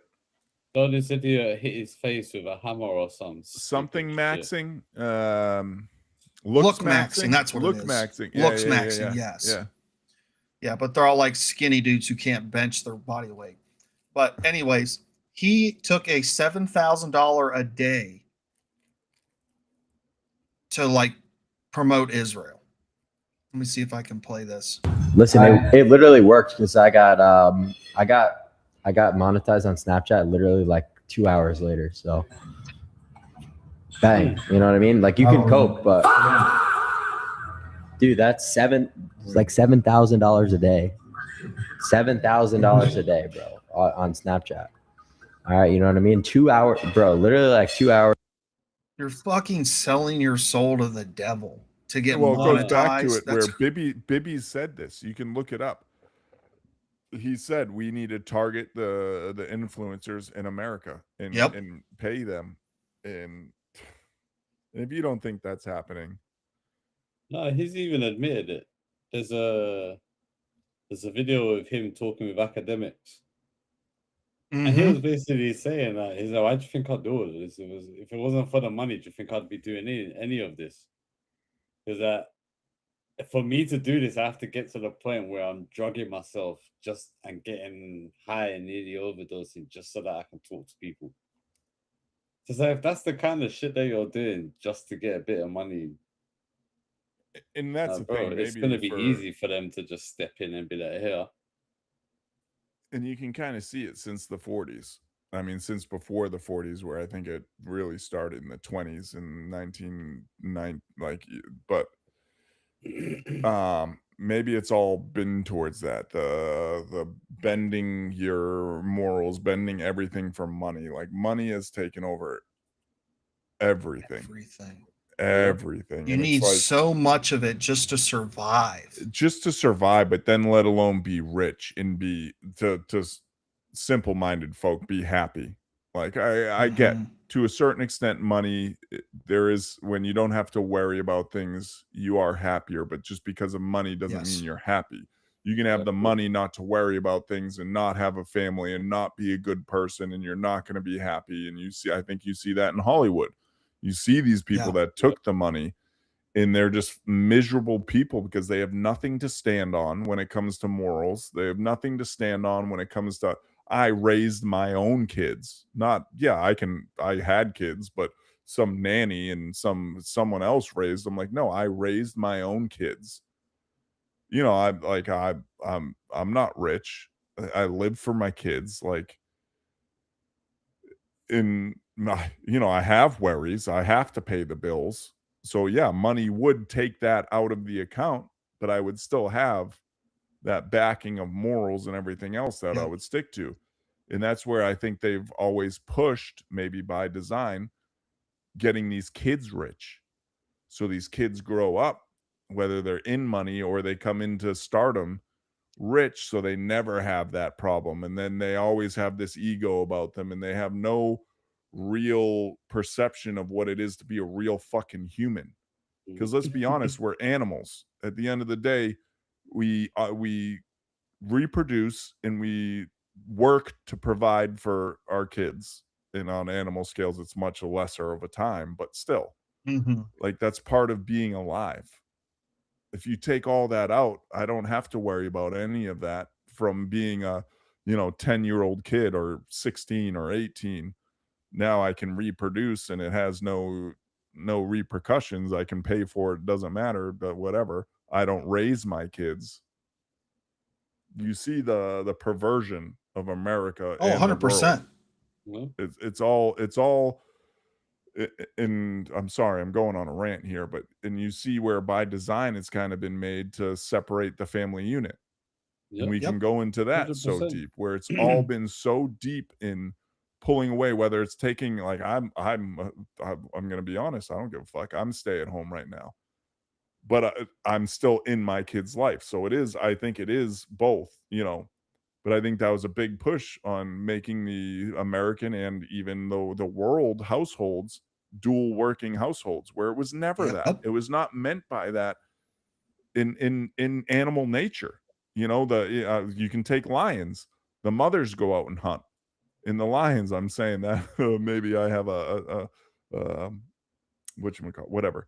But and it just seems like so much of that has pulled us away from it. And it's the perversion of us as humans. It's the perversion of religion. I don't follow organized religion, but it's the perversion of, something above me.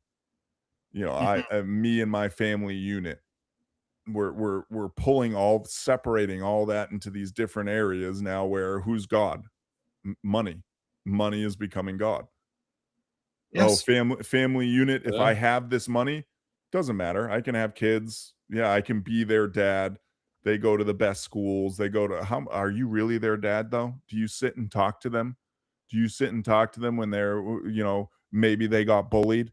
Or maybe, they're dealing with something at school. Did you sit there and fucking look them in the eyes and tell them to be the bigger man, to guide them in becoming a good person? No. And now that gap spreads further. Now these kids are further from their parents. They're getting raised secondhand by these groups that don't care as much about them.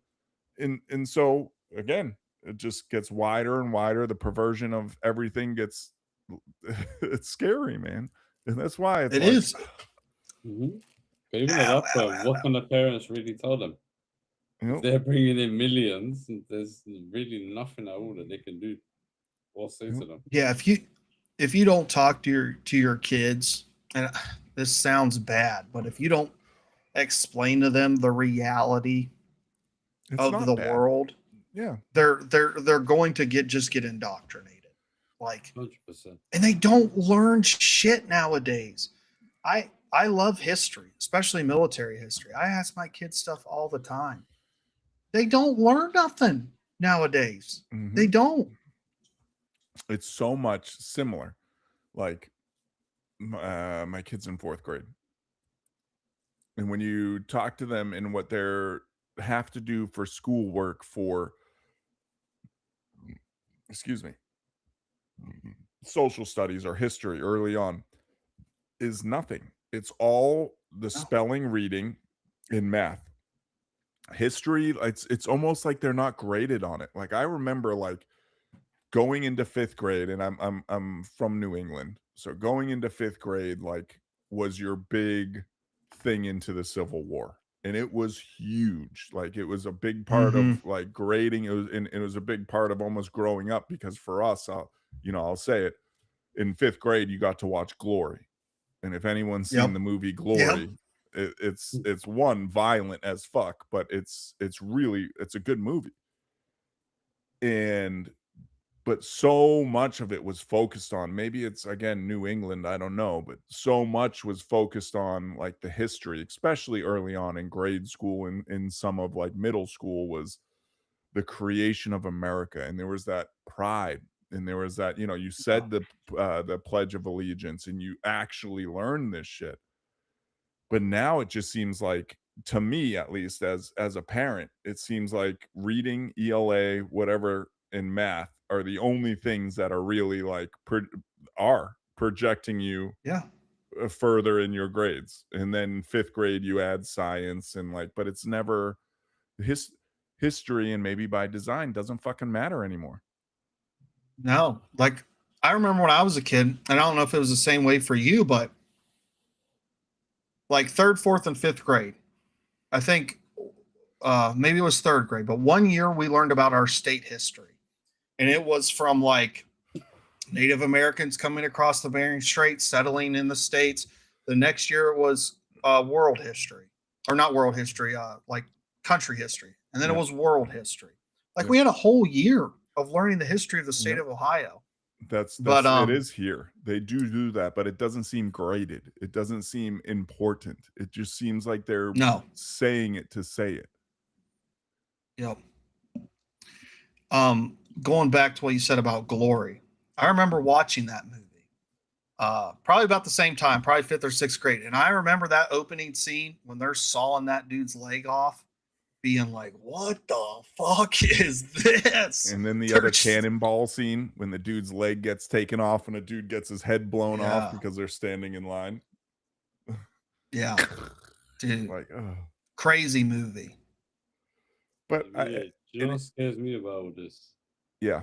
Like the younger children and the way that they're growing up with society is even just one example. You look at when we were younger. Like, I don't know about you guys over there, but over here, if we wanted to go and play outside with friends, we had to go to their house, knock on their door, talk to their parents, try and finesse them to let our friend come outside.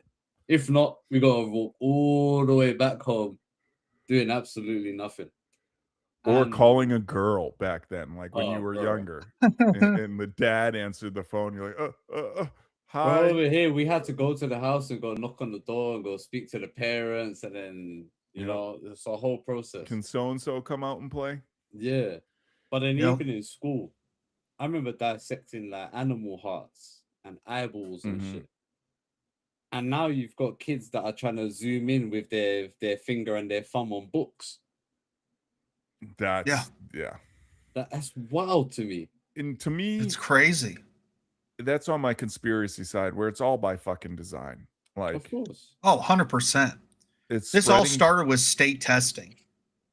Well, I mean, I kind of agree with the No Child Left Behind thing, even though it wasn't perfect. Was that, you know, you're not moving on because let's be honest, I went to school with them before No Child Left Behind and stuff was they're really the grades reflected the teacher to a certain extent. Oh, you have all these kids failing, and maybe it's just because of, you know, brain makeup. They need more time. And so these kids were getting to high school and still couldn't fucking read, dude. Like there was no like, listen, you need to learn how to read. Like I get there's certain things that we learn in especially in our generation in our schooling path that I haven't had to use. You know, like No. I haven't had to do anything. But there is certain things, you know, reading, writing, spelling, like that's kind of part of being an adult. Yeah. And so that's where I agree with like the standardized testing is where it kind of needs to focus on that stuff, especially early on in grade school and maybe into middle school. Like, all right, the kids can read now. The kids can do addition, subtraction, multiplication, division.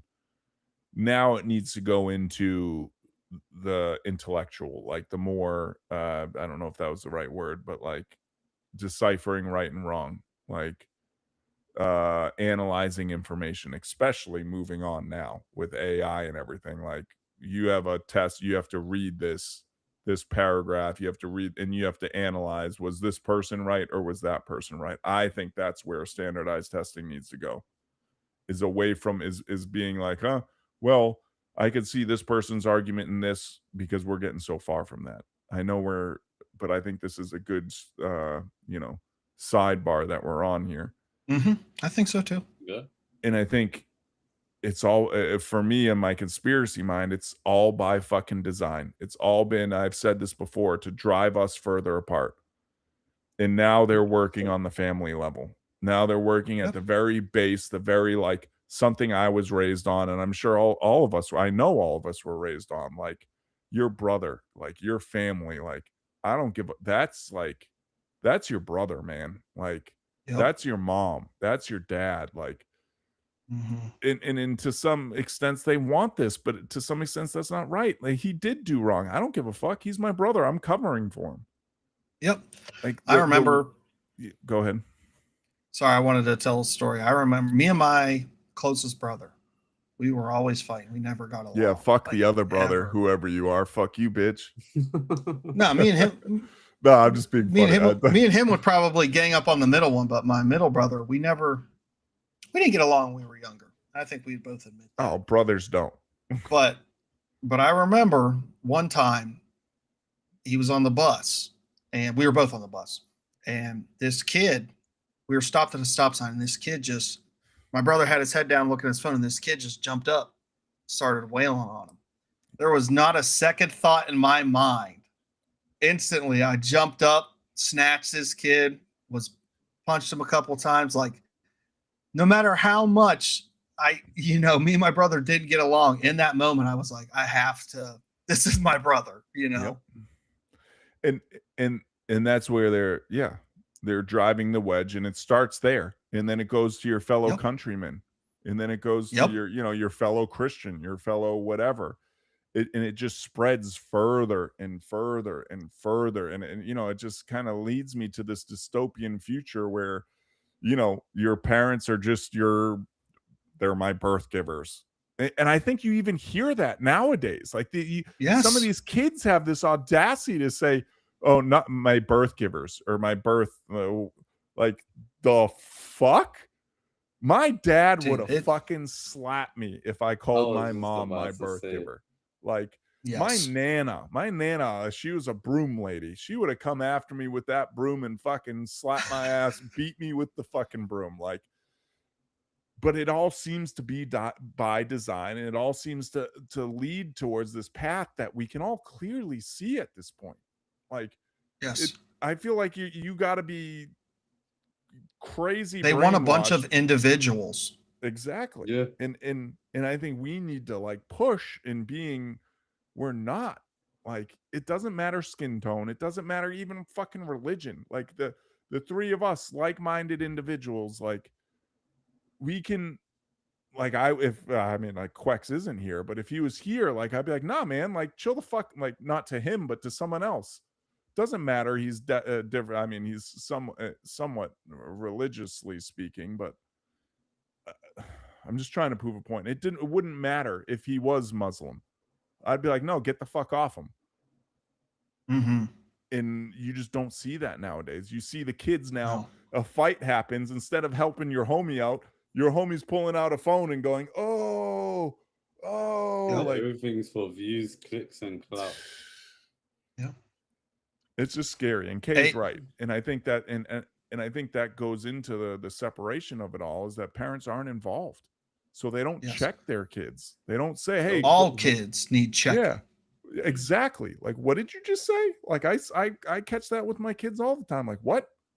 No, like, you're not saying that. That's, or like with his brother, the word hate isn't allowed. Yeah. You know, they'll get upset. Oh, I hate you to one each other. I'm like, well, nope. Stop right fucking now. That's your brother. Yeah. You don't fucking hate him. Like, he comes before, I would say, before me and mom. Like, he is like that, your lifelong fucking companion. He is your brother. Yeah. If anything, that's the one that's got your back more than anyone. Of course. Yes. And I think, especially when it comes to moms, if you let your, specifically sons, if you let your sons disrespect their mother, what do you think they're going to do to women when they're adult men? And I think that goes into the Bible and everything. It goes all the way back. It does. Like the Mother Mary, like, and that's how I was raised. My dad, I swear, was a ninja. Would come out of the ceiling the second we said anything to my mom. We could say, yo, I hate you, Dad, whatever. The second we said that to my mom, he'd appear. What'd you just like? Oh, yeah. And I think that's important because it is. Nothing against the feminist movement, although I think it is a little misskewed. Again, I'm sorry, guys. Cut me off, but just a little. You know what? I'm trying to play the border here. But cut me off. I'm sorry. I get into rants because I'm very passionate about stuff like this. But you're good. Like, women, at the end of the day, like, should be protected. Like, look at me. Look at most men. But say, like, I mean, I'm big. Jordan, you're big. Like, most women, even big women, could never. Like, one of them could never. Like, you could kill them if you want. Yeah. Like, and then on top of that, your mom, your sister, your aunt, your family, like, women who should be sacred to you. Yes. Like, if you talk back to any of them, if you disrespect any of them, like, and I get there's sidebars to that. I understand. But kids need to learn that. And I think it starts, I'm sorry, I went on my rant, and I think it starts back to you, and it goes back to Kay of checking kids. I just think people are so far from their kids nowadays that they don't check them. The nanny has to check them. The fucking the tablet has to check them. Like, I'm guilty of it. I let my kids use tablets. Like, there's times they're still young. We're trying to go out and eat, and they're either gonna cause a scene, which me and my brother did. Maybe that is something to say about it, but yeah, sorry. End of rant. I get going. No, and that goes exactly, bring it full circle, goes back to your point about them orchestrating this, household where both parents have to work, and you can't have a stay-at-home mom. Luckily I was always in a position to where my wife could, stay at home. And I think that helped a lot. But, most people, 90% of people, you can't survive on one income unless you're making, 6 figures. It is very hard to survive on even one nowadays. Income. 6 figure, like, low, breaking into the 6 figures isn't enough. Yes, and it's by design. And you take it back to the feminist movement. They completely orchestrated that thing. That's why Yeah. they were so on board on it. Oh, we can have both parents working, and then we can raise the prices of houses. We can raise the prices of cars. And it's getting even worse. You're seeing now 50-year mortgages. If you buy a house when you're 30, you won't pay it off till you're fucking 80. That is Yeah, we did. lifetime debt. You might die before that. And that's the Yeah. debt. The debt is the Mhm. thing. And that all Yep.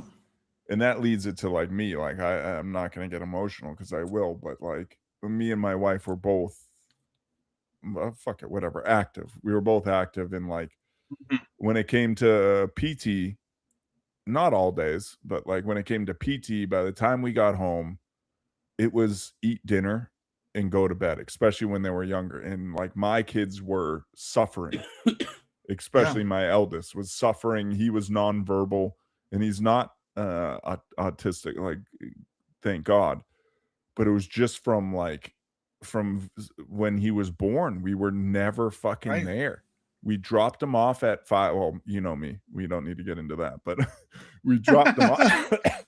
We dropped him off at 5:30 or 9, and picked him up at 5, 4:30, sometimes 3 if we're lucky. But still, by the time we got home, because we refused to live on post, it was just one of our things.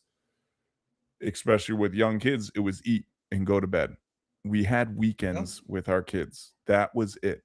And that shit killed me. And that's why the big reason why what led me to getting out was that I'm not going to allow my son / sons to be fucked up because I'm chasing and I took a hit. I did. And not knowing you. Yeah. And that's fine. And that was always the biggest thing to me was I was okay. And I don't think people are because there's status, money, credit, because sometimes simply because they owe the money, they can't afford to. Sometimes you got to take the hit, man. And I took the hit and said, nope, my kids come first. And now my kid's about to go on to 5th grade when he was nonverbal in 1st grade.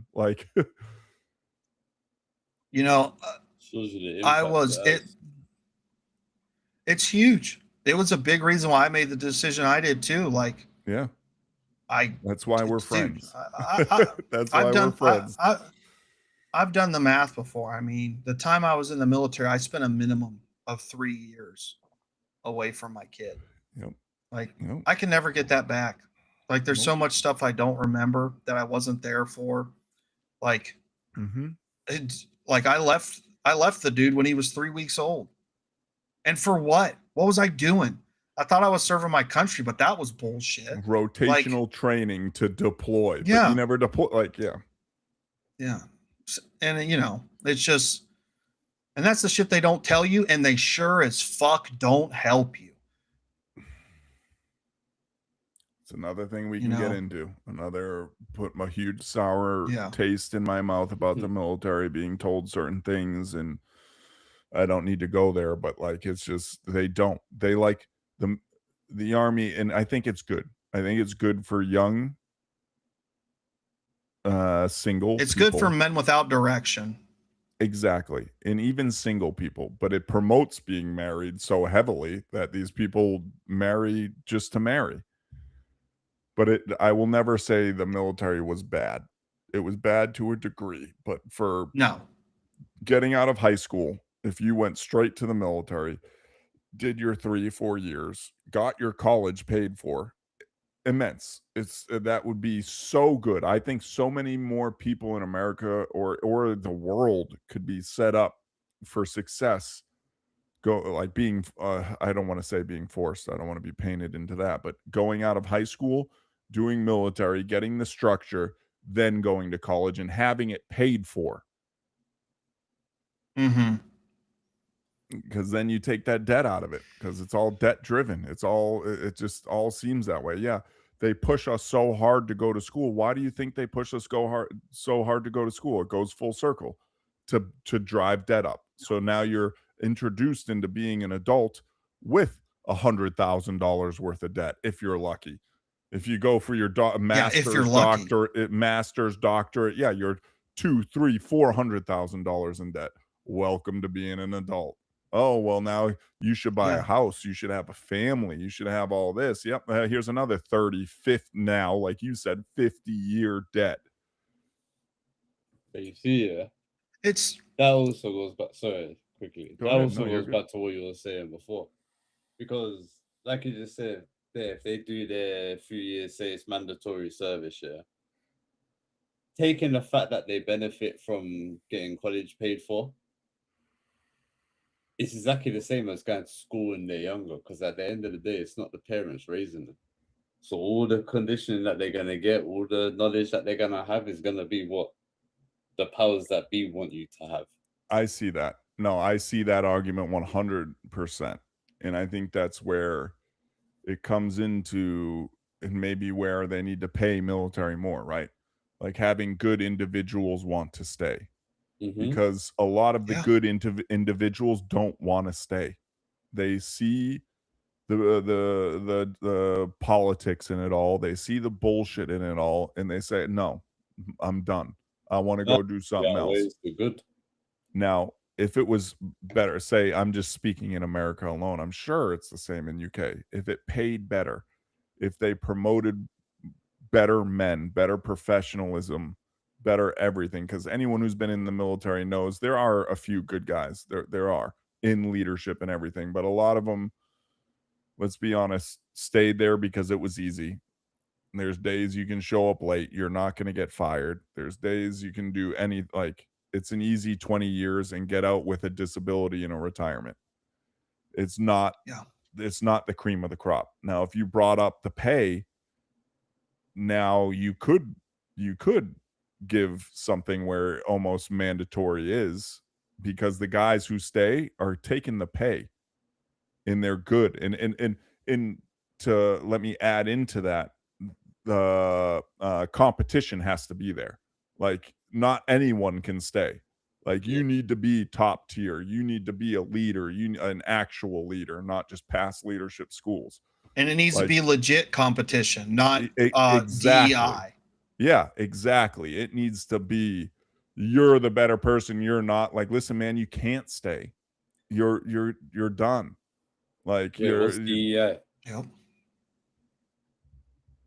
So in the military, like if this is specific for higher rankings, so like once you get to that E7 level or officers, you don't go to like promotion boards anymore. You go to a board that's like goes up to Congress and you're selected. Well, if I have these same qualifications as, let's say, a Hispanic man, but they haven't selected a certain number of Hispanic men, they will select him. Even if I'm more qualified, they will select him over me because they have to meet a certain percentage of DEI. And this has been going on before DEI was a mainstream thing. As long as I was in the military, it was a thing. I'm pretty sure they do that here as well. Yeah, and it kind of led to that where I think where you're feeling the repercussions now is the Iraq, Afghanistan war. People were promoted that they needed slots to be filled. And, I'll never say names, but I'm sure you've been there, Jay, whereas people have been promoted and are pretty up there. At this rank now, there's at this rate, they're sergeant majors and stuff, but they're not good fucking dudes. Plain and simple. They're not good dudes. Do they know their job? Sure. Do they know, no, but they're not good dudes. Like even dudes that like promote to their younger, not promote, but just promote through action to their younger soldiers of being disloyal, of being marriage doesn't matter. I mean, we've talked about this, Jay. That was my biggest shell shock. Yeah, like being like, yeah, we're out.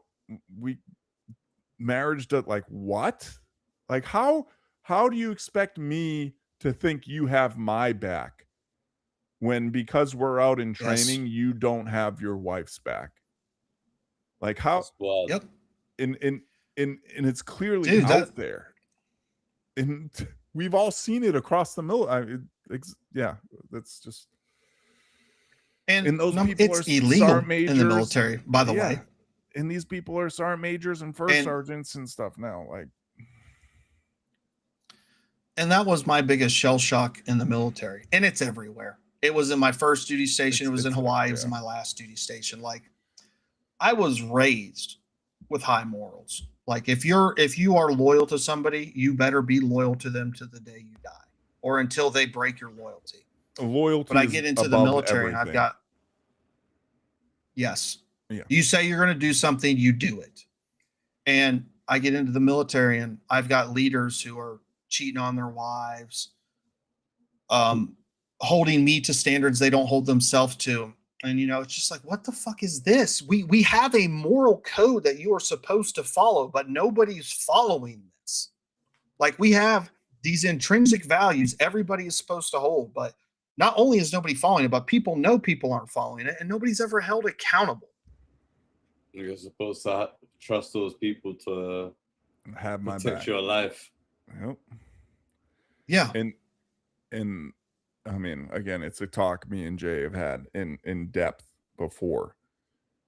And it's just, and again, it's not just in the military. It's not just, I mean, this is, again, goes full circle back to, I think, by design is where like, and you see it, like, sorry, sidebar on the same, like what movies do most, not most, a lot of women like and watch nowadays? A lot of them, let's say romantic comedies. What are they? Yes. Where they're cheating and being disloyal. The woman fall like, and if you can't see, that's kind of by design. Like when you think of the whole picture of the feminist movement, everything, and then you stack this up and you just stack it in the power of Hollywood and how they interjected Hollywood into everyone's life, where movies became such a thing. It's kind of falling off a little, but not really. It's just everyone is not going to movies anymore. And it's been all this thing. And what do all women, not all, again, I don't like to say that, but it's romantic comedies, it's whatever, and not even dramas, all this, and it's all about the woman cheating. Not all, some of it's about the man, but for the most part, these big movies are, especially like romantic comedies in like Hallmark movies, is you go home, you're having a little struggle with your husband or your boyfriend, and you go home and, you know, there's Jim Bob, and he's, you know, a local farmer and doing well for himself, and you go and fuck around. It's like, and you see that so often now, is where if there's an issue, throw it away, not fix it, which was back in the day. You know, people didn't just throw things away, get a new car, get a new lawnmower. What did they do? They fixed it and they drove on. Yep. You're touching on why divorce rates are so high. Go ahead, Quicks. I've had this exact convo, like near enough word for word for what you were just saying. I've had this exact convo with someone the other day. Oh, I bet, yeah. But it's that, to me, like how I was saying it to them, is you look at the way over time society has introduced things like feminism, brought people away from religion, started to separate families, rather than having women focusing on their nurturing side, finding the right husband and having a family. They've got women chasing the same things that men are chasing. So then they start thinking more masculine. And then it just creates more of a split. But then, like you said, with the running away, you go back to, for example, in the Bible, there's very few reasons where it would tell you, yeah, okay, go divorce this woman. Yeah. And I was saying this to the person as well. If you, like, literally, I was telling them, like, if you notice there's certain situations that they're very small, but because of whatever feelings follow with it, your initial response is to run. And having that mindset, you never really get anywhere. You will never ever solve anything. And And that's when you talk to like old people who have been married 60, 50, 60, 70 years. They'll never shy away from telling you that they had fucking issues.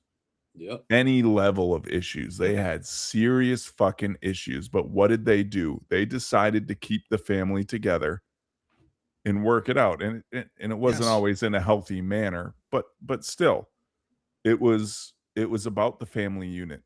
And it was about, listen, and there's extremes to it. There's someone, you know, they cheated on me. They did this, but we, you know, we worked it out. We figured it. And again, not always in a healthy, I will say that. But for the most part, it was a family centric. It was this thing everything was built around, was your kids, your wife, your husband, whatever the case may be.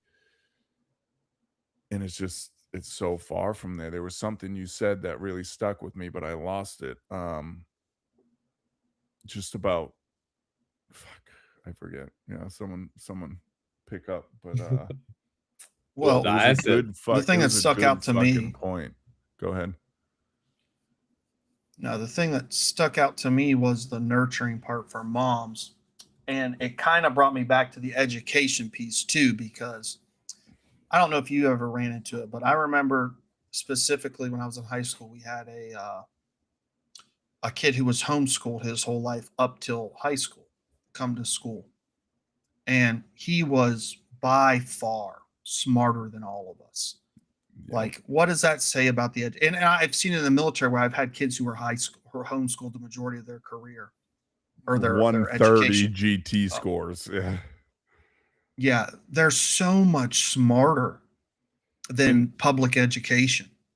And here's the thing people are learning now too, right? With that. And there is a mass exodus. I mean, you can see it through everything. There is people are waking up, and there's a mass exodus out of public schools, and there's more of a now, because you know when we were younger, and a lot of these homeschooled kids were extremely smart, but horrible interpersonal skills. But now there's these groups, and there's these people that have the knowledge to homeschool these kids, but socialize these kids too. In like, Yep. I'm telling you, I want to do it, but like I need to work at the same time. I need to go back to work, but right, it's too difficult. These kids that are homeschooled and socialized they're gonna find some way to silence them or keep them down or indoctrinate them, or you know, here's the money, do what we tell you, because they're gonna be. Well, they already kind of do. Explain. Like well, it's harder to get into college if you're homeschooled. It's harder to get into the military if you're homeschooled. Yeah. Like they already kind of do that. Okay, I see that. Yeah. Harder to control. That's exactly it. Yeah. And when you take but I think the way to counter that, and how it was countered in the past, right, is being present as a parent, right? And I think that's where the whole system has been developed, where you can still send your kid to public, private, whatever. You can still send your kid to school. But if you are present and you talk to them, and I think a big thing is, like, I heard it somewhere. I didn't come up with this, you know, I'd like to take credit, but like going beyond the like when I pick my kids up, right? It's not like, oh, how was your day? Because what is a kid going to say? Good. Like, good. That's like diving into specific things. And again, I didn't come up with this. Like, oh, did you laugh today? Oh, okay. What made you laugh? Oh, what was your favorite part of the day? And it is, I mean, I'm not going to say but it is part of a routine now. So I kind of just spit it out, but I actually listen. And it's actually more of just, oh, good. Yeah, this, like, because kids are just like us. They get used to it. Yep. So I'll throw in different questions. Like, well, did you get mad today? Because Jameson is like his mom. He's very, I'm like, oh, did you get mad today? And some days he's like, no, I had a good day. You know, and some days he's like, yeah. I'm like, all right, what made you mad? And then the same thing, like, okay, man, well, that happens. Because the other day, I'll give an example. He was in art class, and a kid said, like, oh, you're not good at this, or like, yo, you're laughed at him. And I was like, man, and this is these teaching moments of developing a good human. I was like, yeah, people have these opinions, but it doesn't fucking matter. Like, if you want to get good at it, keep practicing. Like, there's things that people are going to be better than you at, but you're going to be better than them at certain things. And it's like, my biggest thing is, like, be happy with yourself, man. It matters what you think. And that's what we're getting away from, though. This communication, this everything. And I'm not faulting parents. I don't want to say that I'm saying you're a bad parent. I'm not, because it's designed this way. It's designed for you to work. It's designed for you to have to come home and not talk to your kids, and have to cook, and have to fucking have them shower, and have to get them to bed. And then you have 10 minutes for yourself. And a lot of us are pissed off about it. So we stay up and scroll fucking social media. Feeding your brain, and just, and that false dopamine into your head that's also programming you further. So, like, I never want people to think that I'm saying you're a bad parent. No, like, it's just society is just fucked.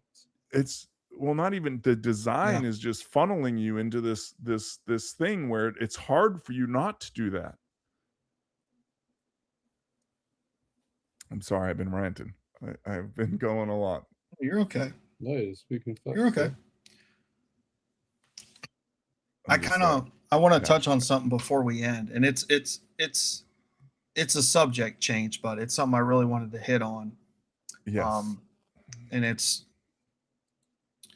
kind of going back to Iran, but it's that China's sending warships to escort the basically their tankers that have been refused exit. It is where shit gets interesting, right? Now, this is where it's almost like them forcing their hand, and whether Russia was on board or not, it's kind of them forcing Russia's hand to side with them, right? Like, Russia hasn't done this. Go ahead. No. And the other thing too is, like, I was listening to the Tucker Carlson podcast, and he had a guy on, one of the top guys about Iran. He's been, covering Iran since the 80s, since the 70s, during the coup when the Islamists took over. And it's like public knowledge that Iran has said, if this starts up again, we are going to hit the oil facilities all through the Gulf states. And like what he was saying is this, it's not like an oil facility can just be fixed. Like, these are high-tech facilities. Like, if these are destroyed or even severely damaged, like, you're talking months, if not years, to repair. If anyone who's driven through Texas and some of these and seen the size and scope of refineries, like, it's not just a simple machine, a simple tank. Like, these are like small fucking towns. Because when you think of like the refining process, it's like heating and separating this liquid, and you get, ship oil, which is sludge, basically. You get diesel or kerosene diesel, you get gas, you get all these levels, and it's like, it's extensive. And I just suggest, if you're not versed in this, to look at refineries. Like, just look up pictures of refineries. Like, you're right, it's not something that one simple explosion, small explosion, no one's going in there and fixing it in a week. No. I mean, just as a great example, look at the PB oil rig catastrophe, how long it took them to fix that. Granted, it's underwater, but it would be a similar scenario. Like, And you're not that's- fixing this in a day. Oh, And the that's just BP one years ago. extracting. Yeah, and that's just extracting. Yeah. That's not refining. Again, Right. refineries are extensive, huge, and then you got to have the lines to pump these different refined fuels and oils out. Like, it's an extensive project. Like, sure, you could do it with in a very small footprint, but to do it on a scale to feed countries, it gets massive. And there's so many countries that they're already having shortages. And my thing is, like, you can't just declare victory, because right now, if we exit, which is the only situation where this doesn't escalate, Iran still has control of the Strait of Hormuz, which means they still have control of all the oil coming out of the area. That's not a victory. Like, so what happens when this escalates again? Well, this kind of leads me into where these other fucking countries, I get they're not on the same level as we are. It kind of gets into where these other countries are extremely rich. UAE, like, extremely fucking rich. Mm-hmm. Maybe it's time for you, instead of making everyone rich in your country, putting some money into your defense. We should be able to do this and fucking leave, and you guys should be able to, like, and that's my question. I was going to ask you, do we escalate, both of you? Like, if China comes in, if they strike, do we now strike their refineries, wipe out all their refineries, and then pull out and say, okay, you can try to, but we can't. But what do you think? Like, I don't know. Does an escalation meet escalation, or do we tuck our tails? Oh, if Iran escalates and they start blowing up refineries, yeah. It's all hands on deck. It's 100%. I think you got troops, boots on the ground. Like, it's game over at that point. Yeah, And then it gets even worse. Like, yeah, because I mean, none of our allies are helping us. Nobody's helping us. They've all said we're refusing. But does them not having access to oil help them? But I don't know. It's such a tough one, because at the same time, if they don't have access to that oil, guess what? Guess who's going to make a whole bunch of money? Us. The United States, because we're the #1 producer. And we just got Venezuela's oil too. This is where I was going. Right.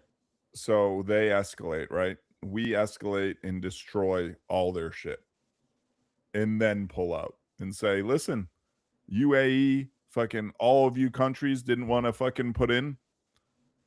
They can't produce for a while. Now it's on you to secure the strait and maybe produce your own. We're going back because we're set, baby. Like, we just destroyed, years and years of work getting all their infrastructure back up. And I know you're not really on the same side of this, but I really am. Like, if we want to, like, we can pretty much shut down their oil production with pushes of buttons, like a massive strike, like, we can really fuck up Iran when it comes to oil and money intake. And with China interjecting, and if they try to, what's to say we don't just fucking destroy all of Iran's production capabilities and then say, all right, see you later, guys. This is yours now. Like, we tried. And part of me, like, feels that as an American is like, we tried. And none of you motherfuckers are standing up. None of you motherfuckers are doing anything. You're sitting here and playing defense when you should be setting the ground force. Israel, fucking UAE, all these countries, you should be putting people in there and making a fucking change. But instead, you're sitting here and reporting how many drones come and hit you every day. Like, to me, that's kind of like... That's a good... Go ahead. I'm done.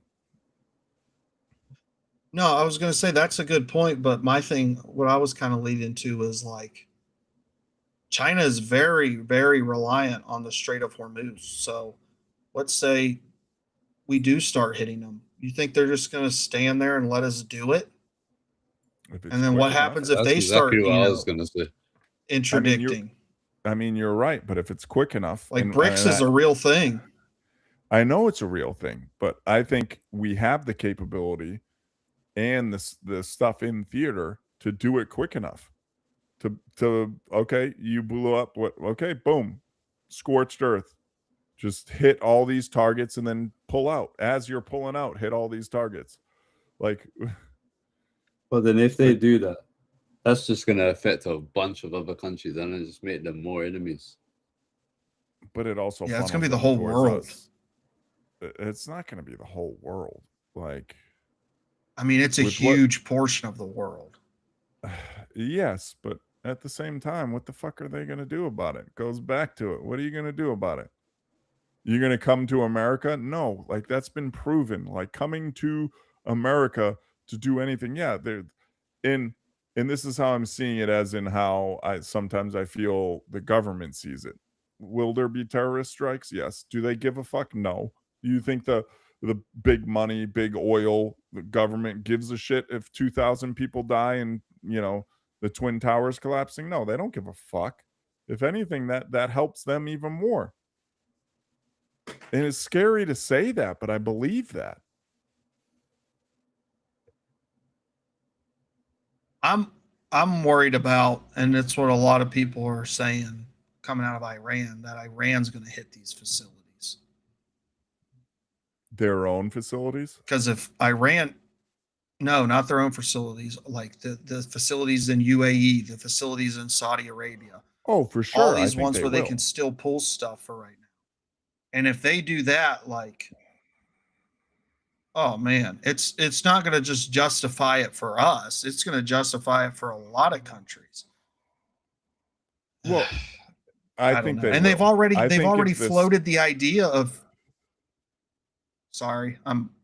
No. I was going to say they've already floated that idea of taking that one island, Karg Island, like. Which is fucking stupid. It seems like this is not even close to. Yes, it's 100% stupid, and it seems like Iran is not defeated. They don't need to capitulate anything right now. Like, well, the Karg Island are they in a war? Seems like an excuse. Like, we'll put people on Karg, we'll clear it up, put people on Karg, and let them get killed, and now it's an excuse for us. Yes. Yep. And 100%. You can't hold that island. No. I mean, it's all a known target. Like, the second you put people on there, like, you don't think every missile, artillery, mortar fucking has those coordinates and are like it's a trap. Like, going in there seems like a trap set by us to send Marines in there, whatever. Oh, they all got killed. We need to like, what do you mean? Of course they all. Yeah, of course they all got fucking killed, man. You put them on an island that they all fucking like, and that's where I hope people wake up. And that's where, you know, I think the idea of this was good. Like, Iran was a problem, is a problem in the Middle East. It really was. And then I think it got skewed, and I think it got maybe the plan didn't work out, or things didn't go as planned, and now it's turning into something else, so they have to address it as such. But like this China coming in, that really changes shit, because really by the military law, us cordoning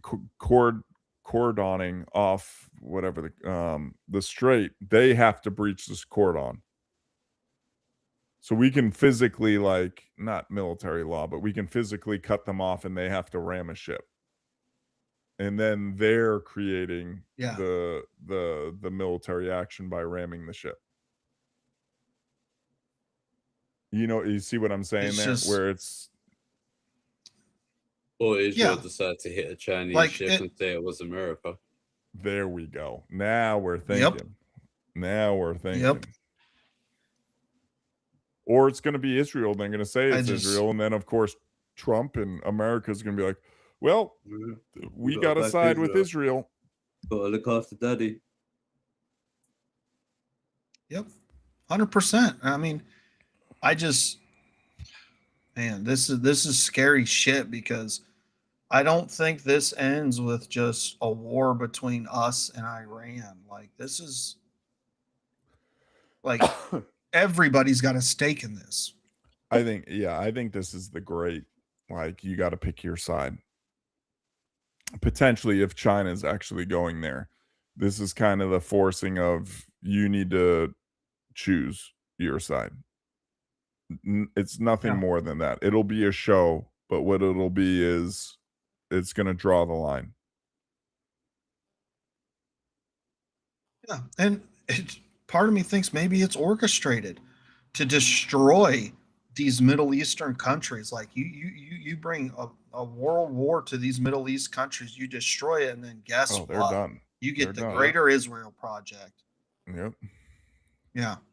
Which could be, but I really don't think China and Russia are on board with the Greater Israel Project. I mean, maybe they've been infiltrated. Maybe they've No, been... I don't either. But they could be used as, you know, it could. You don't have to be on board with it to still, you know, be a factor in it. Be a factor in it. And that's where you got. I don't know. This Iran stuff is just. It's turned out to be fucking crazy, and it's turned out to be scary, and something that I think by design, and I won't fault Trump for that, what he did in Venezuela and stuff, and Iran was the next block. And whether it was subversion, someone inside Israel or Israel / our own state government, I should say, subverted it, or it's just playing out to be potentially crazy. And that's the thing. And I want to play this. No, go ahead and talk because I got to find it. But this is a crazy clip of Pete Hegseth just admitting what we all knew. Well, that's the thing. If this Chinese vessel is actually coming to escort ships, and then what it actually does when it gets to our blockade, like if we throw a ship in front of it, is it going to shoot it or whatever? Like, that's where the potential gets fucking scary. Go ahead. This was from today. So this is, I'm just going to play it here, but just listen to what he says, because the whole prerequisite of when we went into this second time was they're still developing a nuke. Who's hell-bent on getting a nuclear weapon, and get them to a point where they're at the table giving it up in a way that they haven't never have it. So they haven't broken yet. Okay, we haven't gotten there for all of the. Their nuclear facilities have been obliterated, they're buried, and we're watching them 24/7. Oh, okay. So yeah, put it in the Dropbox and all. All right, I gotta go grab the link to it. So you're gonna have to give me a second. Sorry about that, everybody. Sometimes you got internet issues. Even as you were scrolling, I saw Ponte that Boobasphere video earlier. Yeah. Did you see the other one coming out? If it's true that the elongated alien head is fucking a human. I sent it to you. That they supposedly pulled out of the ground. No. You haven't seen it? Like, I haven't fact checked it or nothing. I've just seen it. And part of me, there's been a few of those recently that have been fake, so I just kind of scroll through it. But they supposedly unearthed it somewhere, and it's the long-headed alien, like, giving the business to what it seems like an Aztec woman or something. I did see that. I did see Yeah. that. That was crazy. Oh yeah. Did you send it? Yeah, I sent it private message. Yeah, your internet is bugging. Oh no, you sent it to me. Oh, my bad. What a fucking bum. This guy. My bad. My bad. All right, chill out, Pete. Chill out, Petey boy. Let me rewind you. Let me put you here. Screen.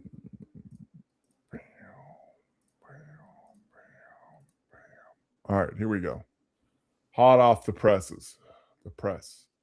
Who's hell-bent on getting a nuclear weapon and get them to a point where they're who's hell-bent on getting a nuclear weapon and get them to a point where they're at the table giving it up in a way that So they ensures haven't broken yet. Okay, we haven't gotten there yet for all of the. well, their legal nuclear connect- facilities have been obliterated underground. They're buried, and Whoa, we're whoa, whoa, watching whoa, them whoa, whoa, whoa, 24/7. whoa, whoa, whoa, whoa. So we know where Whoa, whoa, any whoa, whoa, whoa. nuclear material Reclaiming my might be. time for We're just watching a quick it. second here. We had to start this war, you just said, 60 days ago, because the nuclear weapon was an imminent threat. Now you're saying that it was completely They obliterated? had not given up their nuclear ambitions, and they had a conventional shield of thousands So of missiles. Operation Midnight They're at the Hammer weakest accomplished moment. nothing of substance. It No, you're left missing- us at you're exactly missing the the same point. place we were before. So Their, much so their that we had to facilities start were a bombed war. and obliterated. Their ambitions continued, and they're building a conventional All shield. right, of let me missiles. try again. It's the North pa- Korea strategy. You know this very well. The North I Korea know. strategy was use conventional missiles to prevent anybody from challenging them so they could slow walk their way to a weapon. President Trump saw Iran at its weakest moment, took an action to ensure in a way that only the United States of America could do with our Israeli partners And yet to they ensure their still haven't given up conventional the shield There it is. was brought one to other heel, which question, we've done. if I could Yep. get. So on you, Who's hell-bent Our handlers. I mean partners. He said, whoa, I don't like his voice, but at the same time, yeah. I mean, he It's said just it. crazy, man. But people don't watch this. People don't give a shit. Like, I don't watch it when it's happening, but like I dig into it and like, A lot of the important things get swept under the rug online and buried under bullshit. Like disclosure in 3 weeks. Yeah, 100%. 100%. And that's the scary part of it, is But where probably I would say unsafe 90% of Americans wouldn't see that. Won't see Yeah. him and or watch it on their dopamine dump and listen and not take it in. It's like, oh wow, okay. Yeah. Oh, there's Colombian bitch shaking her ass. Oh wow, and pay attention to that, and then that's gone. It's great because even there's No, times I that I have people in America ask me about shit in the UK, and I'm just like, what? I haven't heard of that shit. Yeah, that's what I mean. Like, and maybe they realize because of the distrust, people aren't watching the media, and in the fact that the media is guided so much anyways, but people aren't watching it, and it's just like, here's Put it in your face. strippers, here's a cat dancing, an AI video of a cat dancing, here's a dog dancing, here's like, Huh? they just bury it, and it's just, we're so just bomb content that even if we do see this and hear it, yeah, and we're not involved in it, it doesn't matter. We see it, hear it, process it, and it's just buried by all this fucking Gone. shit thrown in our face, and it's gone. It doesn't Well, it is matter as well. because Even when it does pop up, you skip it straight away because you think, I don't want to hear this shit right now. and that's the thing, people have seen it once, Yep. and it's been buried already Yeah. through the massive content. So they've seen it once and they go, nope. Oh, Pete Hegseth, nope. Oh You know how yeah. algorithms are. As soon Yeah. as they see that, it's like, okay, we're not going to show Yeah. you this no more. Here's a street fight. Oh yeah, let me watch this. Oh, here's someone getting shot to death. Oh yeah. Oh no. President Trump speaking. Nope. Like the EU yeah. just They've passed. got everybody's attention. Yeah. Sorry. Well, I was gonna say the EU just passed another one that is being fairly buried. They're following Trump. EU just passed a Republican, pretty much, or a conservative vote that they're going to do mass deportations in the EU. It just passed. I saw that. Yeah. And like, but that's another thing. Like, oh, no. It's not just Americans, people in the EU. Oh, we're going to do, okay, deportation, whatever. You don't even hear about this shit like that. They desensitize you. Deportation, mass deportation, ICE, terrorist, at this rate, Iran. I look at the Ukraine now. If you see anything, I mean, I'm kind of guilty of it, even though I follow it. Ukraine, whatever. Iran's the new thing. Even now, Iran. Okay, probably heard it. Like, it's just. It's the problem with short-term content. Like they have everybody. You make fun of me for it. They have everybody's attention span down to 60 seconds. Yep. Like that's why I watch a lot of long form contact. Yeah, I watch 4 or 5 hour long podcasts all the time. Like when I see my kids watching sorts on something they're interested in, I'm like, why don't you find like and I use the term long form video, something that's 20 plus minutes long. Like this scrolling, you're not processing or learning. Well, that's the thing. And that's why I do mention it to you, is where most people wouldn't watch this whole conversation. But I think it was a very good conversation. But now if you target certain things we say, maybe it will bring them into the longer conversation, but no one would ever click on and see a 3-hour video and say, oh, I'm going to watch this. No, they won't. They won't, because and again, it goes back to the design of it. It goes back to the design of it. It's not meant for that. It's meant for, again, separating us and putting all this shit, bam, bam, bam, bam, bam. Even we could so much of it is, that, though. And we joke about it with each other and in our private chat. The fucking brain rot that we sit there and watch. Yeah, like, that's exactly what it is. Yeah. Okay. Like 5 posts. It's like, it's enough.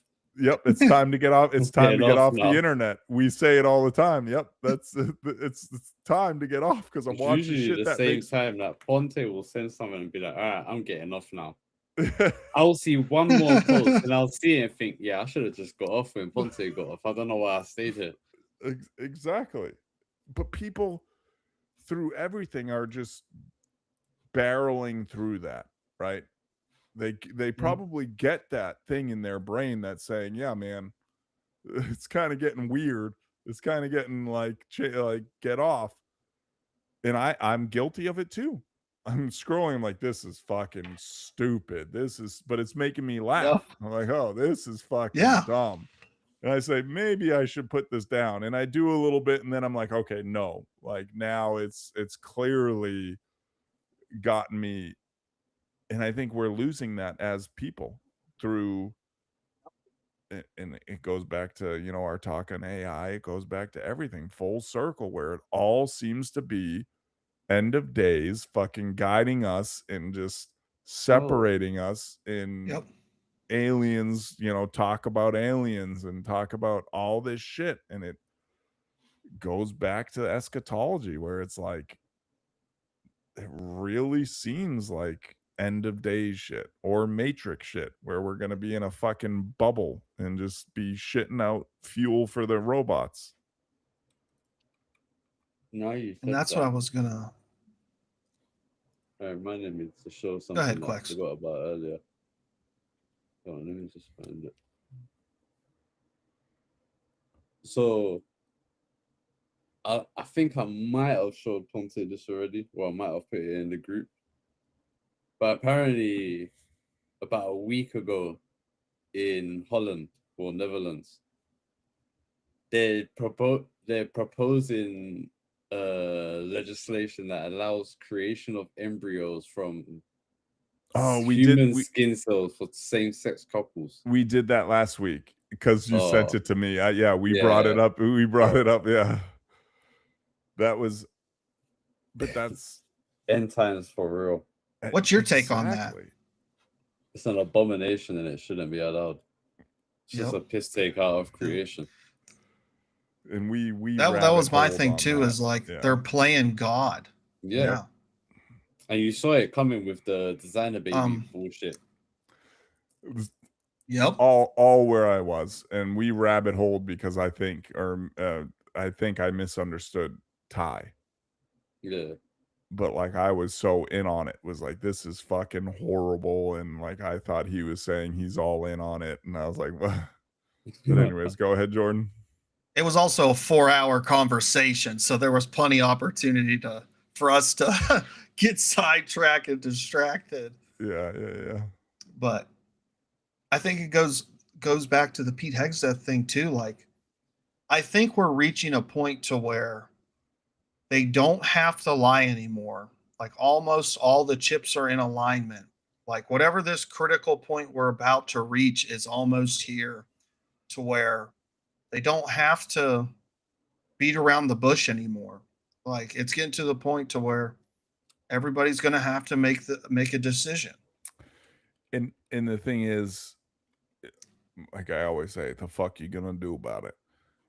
It goes back to that, but it also goes back to their manipulation of everything. Like, if they want us not to show up on anyone's fucking algorithm, it's a few buttons. If they want any, like, it's so heavily weighted to where they can come out, and I've always believed that they have to tell the truth to some extent. You know, they have to say, yeah, we're gonna harvest your flesh, but they do it in such a thing and then bury it in so much content where it becomes a joke. Because technically you're a willing participant at that point, because they told you didn't stop them. Exactly. It kind of comes this thing like, and that's where it scares me. And that's where, like, go ahead. I was gonna say, this little lull we have in censorship is gonna go away. Because right now people are getting away with talking about a lot of shit that you couldn't get away with 2-3 years ago. Like, Jake Seal's a great example. I like his content, but his content would not have been allowed, exposing the Israel stuff. He's always talking about Jews. He's a little bit on the extreme The other side. kid that I don't like, the kid that does it. Nick Fuentes. Yeah. There's a lot of people who are getting away with saying a lot of shit. That's going to go away. Something's going to happen, and it's going to get shut down again. This isn't here to stay. Well, I also believe that it's the ultimate stress test. Like, they're letting it come out now because they're so far on the what the fuck you're going to do about it, like, time scale, that it doesn't fucking matter. Like, okay, let them say what they want. Let's really stress test the system. Let's really stress test these people coming out with, say, the truth or with logical, I'm not saying Nick Fuentes is logical, but logical debates and counters to these things, and it still doesn't have an effect. Then they know, like, it's an ultimate stress test. Like, okay, let's let open the floodgates, aliens, everything. Again, goes back to my thing. See how good we got them. The fuck you gonna do about it? And then they know, yeah, we don't have to censor shit. We don't have to do shit. Like, they're under our control. It's completely, and that's where, like, I mean, we don't have that viewership, but it's just, I wish, like, people would, even if you're not, I'm not saying go do anything drastic or be fucking crazy. I would never say that, but it's mainly talk about it. Just talk about it like we do. Like I said, we do this earlier in the episode. We do this whether we're on stream or not. We talk about it, and we discuss these things, and we bounce these ideas off each other, and it's just, again, by design. But I just wish more people were open with it. Like, yeah, maybe if something does happen at a turning point USA, a turning point does happen where more people are willing to say, whoa, nope, we ain't on board. This ain't it.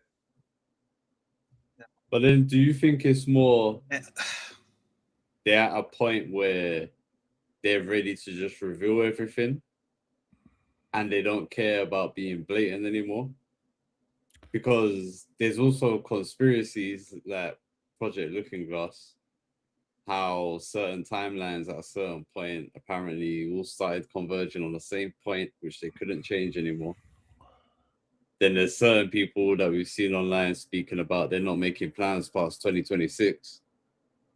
So is it something that it's like we're ready to just put this in full motion, or is it we For need me- to try it regardless because shit's going down this year whether we want to or not? For me, I think there's still parameters to it. There's still, they have to curate it a little bit. Like if they were to ultimately blow out the gates and tell all of mankind that everything was a lie, everything, like, we're not completely numb. And I think there's kind of a battle line right now where we have more than ever so many people waking up to it, but more than ever we have so much influence, and we kind of have this battle. And I think it's more over people waking up and all this influence to the general man that they're able to control, and they're able to control the general man to try to push down the people who are waking up to it. So there is a real battle right now, and I'm hoping, you know, we fight back. So I think no, it won't be. Sorry, it was a long answer to your question, and No, I'll you're let good. Jay answer. And that was my whole thing, was why the UFO thing is still getting kicked down the road, is because they can't really say this because it's too much. It changes a lot. Yeah, it's too much. But go ahead, Jay. What do you think? You know, I think the Project Looking Glass stuff is very interesting because, you know, there's also stuff I've seen where the Vatican has like a similar technology where they can, you know, allegedly look at upcoming events. And I don't know. I think there could be something to it. I mean, look at all the elites who have been building bunkers, buying land in these other countries. Like, there seems to be a knowledge that these people have at this certain level to where they know they need to have a significantly well prepared backup plan. But his main question was, do you think they will let it all out? Will they completely open the floodgates, or do you think it'll still be metered? Or is it because like they're at a point where they know that regardless whether they do it now or not, something's coming that they have to move now? With disclosure and everything. I kind of think that's what it. I kind of think that's what it is.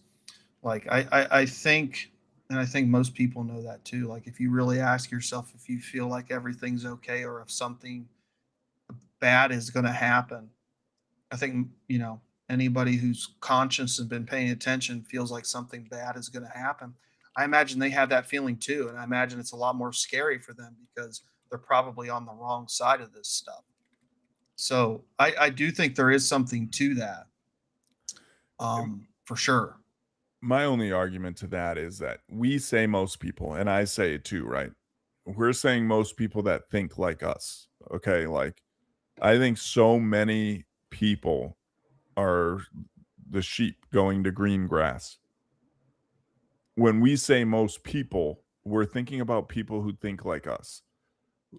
And then I want to clarify, most people in the world probably don't think like us, man. Like are the sheep being led to the green grass, are being led to the, like, so I don't think most people like have almost a full conscious at this point. I really don't. I don't want, excuse me, I don't want to offend people. I agree with that. I don't want to offend viewers or anything, but like I think so many people have their blinders on. I think a lot of them are the older generation too. I agree. And that's why I think the move I completely is now. agree with that. I think the move is now because they have the last generation, and especially the generation with wealth right now is probably the last generation they can manipulate. And that's why you see this big movement of everything, disclosure, everything, because they can manipulate. Because, you know, these younger generations, even some of X, us, and younger are waking up to this.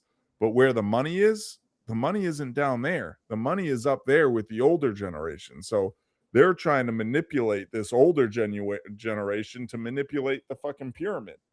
You know, we pull enough of the money over here, we can pull we can alter the pyramid going down.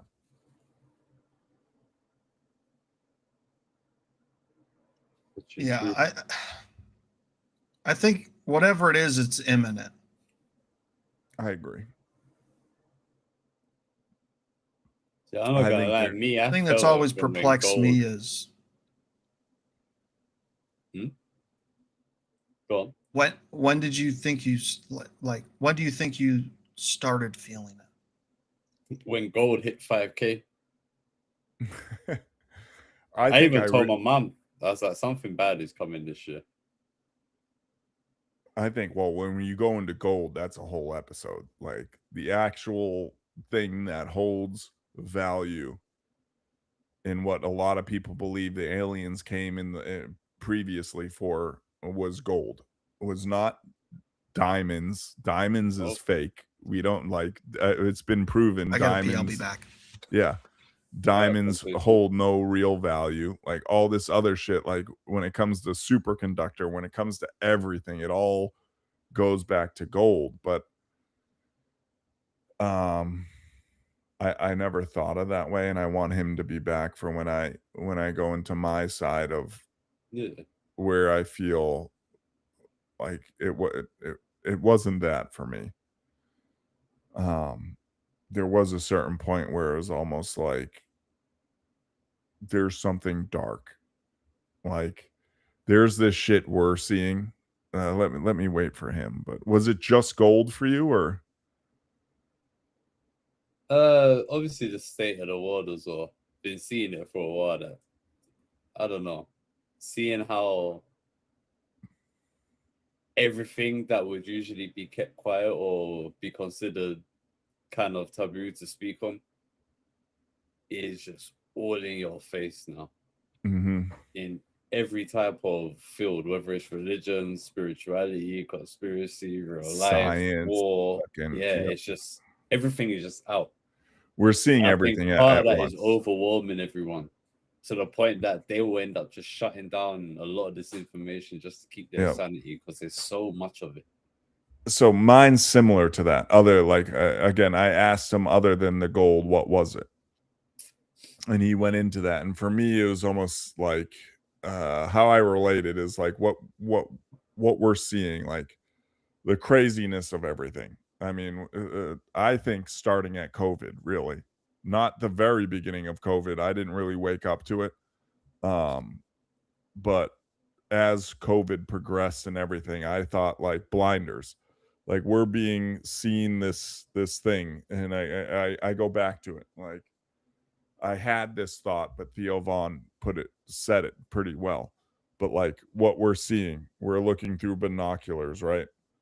But I'm seeing all this shit going on, but this big fucking looming dark fucking shadow creature like Cthulhu is just over everything, just slowly enveloping everything. And we're just seeing this, and kind of again by design, we're just seeing this. But from what I see with the world going on, with everything going on in the world, I've just gotten this feeling. And maybe it goes into the famous saying, like, if you look into the dark too long, you know, the dark starts looking back, whatever the saying is. But I've gotten this real I live dread. alone. Don't say that. Huh? I said, don't say that. I live alone. It's a saying though. It's someone wrote it, a famous author, I forget. But it really has felt that way, man. Like, and it hasn't even been for myself. Like the biggest thing has been maybe the biggest eye opener is my kids. Like for me, it's been like, I don't give a fuck what happens to me, man. Like I don't. But for me, that overlooming thing is like the future, and not the future for me is the future for my boys. Like what, when they're my age, when they're in their 20s, like how fucking crazy is it going to be? Like, will they know? Because, and I'm sure every generation has gone through this, but like when I look at my childhood, but I think it's more relevant to us because we've bridged the gap. When I look at my childhood and like growing up, and like no social media, and the joy of like going outside, and the joy of the summer, like the joy of even Christmas. I feel like they took it from us. Yeah. Like Christmas was fucking, whether you were Christian or not, Christmas was fucking huge, man. And now it's just like whatever. And so that's what is that overlooming thing. I think more for me is I don't give a shit about my future. Like I've lived a good life. I'll say that. Like I've experienced, I've taken experiences given to me. I've traveled, and like it's my kids, man. That overstretching dark shadow that's coming around me is out of my view. It's reaching around and grabbing my kids, if that makes sense. Like Yeah. I can still see a little light in front of me, where the darkness is further where my kids are standing as adults. And it's like, fuck, dude. Oh, that gets me going. Yes, you're right, Kay. It has. Like it's been just the innate joy, I will say, not interjected joy. There's plenty of that, but like I would say the innate, these things that aren't given to you by money, that aren't given to you by media, that aren't given to you by anything else. Just these certain things that gave us joy as kids are gone. So I think that's also because of technology. Because when you think about it, our generation is like the last generations to really be raised without technology. Well, that's what I mean. It's this overall conglomeration of this overarching design in my eyes. What about you, Jay? Kids still go out and get dirty, but compared to our age, you don't see kids going outside in nature. But the joy, like Kay said, much more. I feel like, yeah, they go out and get dirty, but the joy in simple things are gone. Yeah. What do you think, Jay? When did it kind of hit for you? I'd say like early 2021 is when it hit for me. Yeah.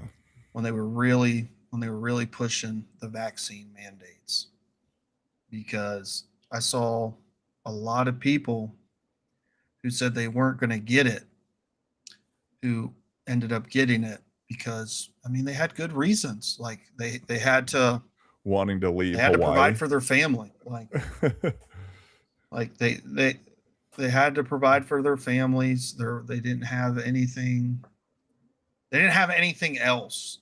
Like they had to keep their jobs, and that's when it hit me. And I was like, "Oh, this is a test run." Like that's how I looked at it. I was like, "This is a test run for like the beast system." Like they're seeing how many people will stay inside, get the shot, will do what they're told. Like they're collecting numbers. Yeah, it was a social experiment. And that's what it truly felt like to me.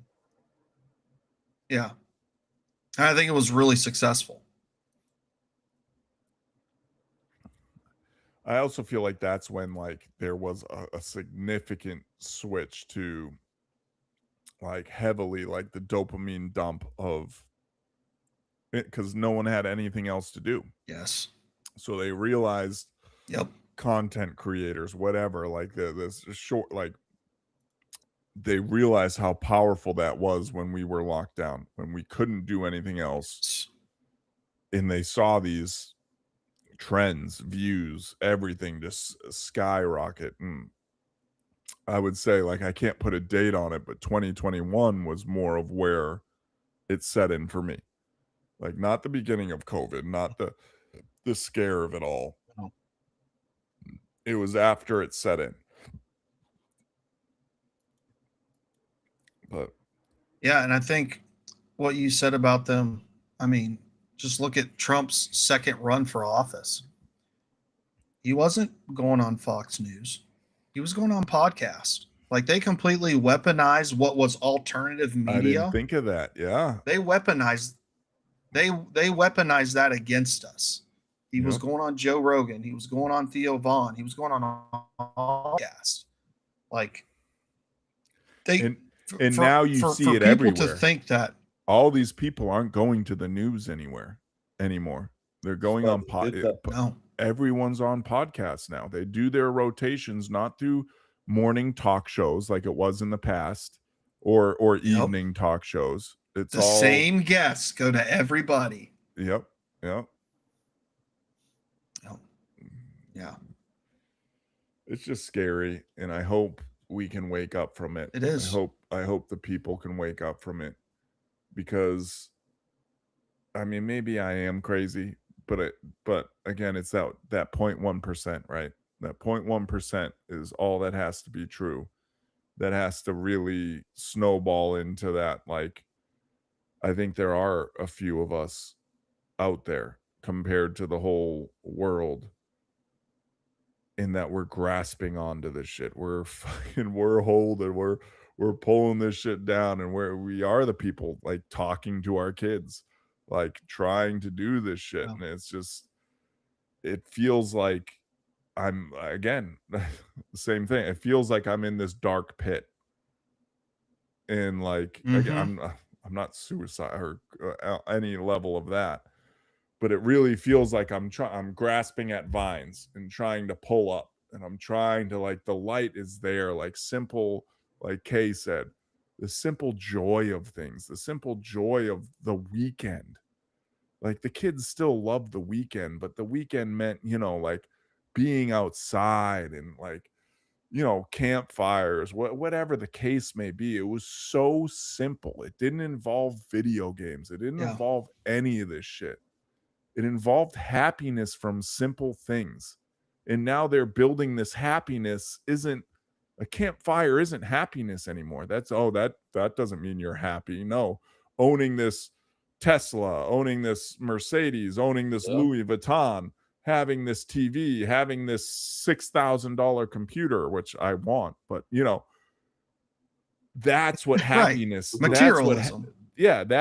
Materialism is what happiness is. When we were so happy to go out with dad and have a fire on the weekend, because on the week you couldn't do that, because but on the weekend we could go out and have s'mores at the fire with dad and mom, like that. How simple is that? Like, for when you think about it, for happiness, and however you were raised, like, what made us happy was so fucking simple, so nothing. And now they're interjecting all this stuff, and these kids are taught that that's not happiness. And that's that overwhelming, like, darkness that I talk about, is that they're making happiness so unobtainable. Yep. Again, ranting, because it is important to me. It is something I'm fighting. No, those are good points, man. With my own kids, like, it is like, man, you don't need this shit to be happy. Nah, not at all, man. But the sad thing is, a lot of people don't realize it until they get the money and get this shit, and then they realize that this doesn't even make me happy. And I think that's a lot of dudes our age. I'm going off a little bit, but like, a lot of the times, like, a lot of outside of, like, my kids, like, a lot of my happiness is like getting to talk to you guys, if that makes sense, right? Yeah. Like, I so much of everything is like, oh, I need to talk to them. Like, if I go too long without being able to express these things, like, and be in a common ground with someone, and be like, don't get me wrong, like, I love seeing my kids happy and stuff, but so much of it is talking to you guys and expressing these things, where, again, they don't want that. It seems to be driving away from that. Yeah. There could be any number of things that me, you, the three of us could fight over, and if we were softer people, could be divided over. Mm-hmm. Yeah, and talking is so important. Like, go ahead. Like, a lot of people, they just communicate over text. Like, they don't even talk. Like, I don't know how many times I've met people who they'll just tell people, don't call me, just text me. I'm like, it's good to hear people. Like, I told my wife before, I'm like, sometimes you text stuff and like I perceive a certain emotion or attitude that's Differently. not there. Like Yep. I'd rather just Yep. call you. Yeah. Yeah. Inflection in voice, all of that is lost. You see an okay, and you're like, Yeah. oh, she's mad, and she's like, no, I'm just busy. Right, exactly. I'm shopping right now. Yeah. It's like, oh, all right, like then That's when you see the 1K. That's when you got problems. But even that, that usually means a problem, irregardless. But sometimes it's like, no, I was, running on the treadmill, and it's like, okay, that makes sense. And I think we should wrap it up. We're at 3 hours and 15, but I think a lot of it is just, and it's been that way since I feel the 40s. We've been getting away from, people used to go on a Friday night to the diner, and and even as a kid, even when instant messengers started, Going out to eat. And instant messengers, well, like I'm talking about high school, like when instant messengers started and cell phones were just starting, like what we did was go out into the woods and drink, or like it was a gathering. And I'm not saying kids don't do that nowadays, but like we didn't have all this outside influence on spreading rumors and bullying people. No, if you bullied someone who was in person, and you might get slapped for it. Yeah, those repercussions. Yeah, and exactly, Quex. That's my big thing, is I think people have lost so much of the consequences of like, you can get smacked, dude. Yeah. Like that used to be a thing growing up. Run your mouth too much, like you might get punched in the teeth. Like you see these people out running their mouth, and everyone's just like, yep, okay, I'm not used to personal interaction. Yep, okay, just talk to me how you want. Well, whatever. And how much of that is from I know we're wrapping it up, but how much of that is from the influencers too? Like so many of these influencers, their whole thing is going up to random people and fucking with them. Yeah. It's like, you understand that can get you seriously injured. I mean, but a lot, it's such a low percentage nowadays. Back then, yeah, you'd get punched in the teeth. Nowadays, like you see it on both sides. And I'm setting myself up for failure here. I'm saying both sides, but in America, it's popular right now. For a while, it was black dudes going up to white dudes. Oh, blah, blah, give me your muffin, like whatever, give me your shit. And like, making these dudes. But now you're seeing, and that's the problem. It's division. It all leads into dividing us further. Now you see white dudes doing it. Oh, they're what do they call it? I don't want to say it on stream, but like I'll say it. I'll say it because it's fucked up. It's fucked up. They like there's this one dude. He'll go up to him and be like, "Oh, they're chimping out." Exactly, like, dude. Yep. Dude, you're gonna say that to the wrong person, and they're gonna fucking they're not gonna beat you up. They're going to kill you. And the same goes for the opposite. You go into a sundowning town, if you know what that is, and you press the wrong person, he'll go out to his fucking pickup truck and shoot you with the 30-06 and show you what really happens. Ode to our other conversation. But it just all seems to be every which way to separate us. Any that's what it all is. Any fork in the road that they can build, they're building it. They're like anything. Mm-hmm. You like oranges, I like apples. Yep. Well, fuck you orange loving hoe. Like what? Yeah, it kind of told you that division is bad, or that difference in opinion is bad. Yeah. Well, and that's growing up. That was a big part of my education, was like, division is bad. Like we should all stick together. We should all be, and whether they're teaching that still, it wasn't taught outside of school. I mean, it was when I was a kid. It was taught outside of school. Like it was in your everyday life. Your parents taught you it. Like you don't be this way. Everyone's equal. Everything in media taught it. Like that was the big thing too. Media was big on it. Now it seems like media and everything is like, nope, separate, guys. Nope, spread out. Nope. Yep. And I think we can end it there, but it just seems, and we've come here before, and I think we can come here again, is where I'd almost kind of like to do research on it, is all the degrees of separation, like where these beliefs, vegan, meat eater, because after the vegan movement, you came out with what's the one that only eat meat? Carnivore. You came out with carnivore. And like it just seems like that was like, since when did you just need to eat meat? No, it was put there because people just ate vegetables, so you went and just ate meat.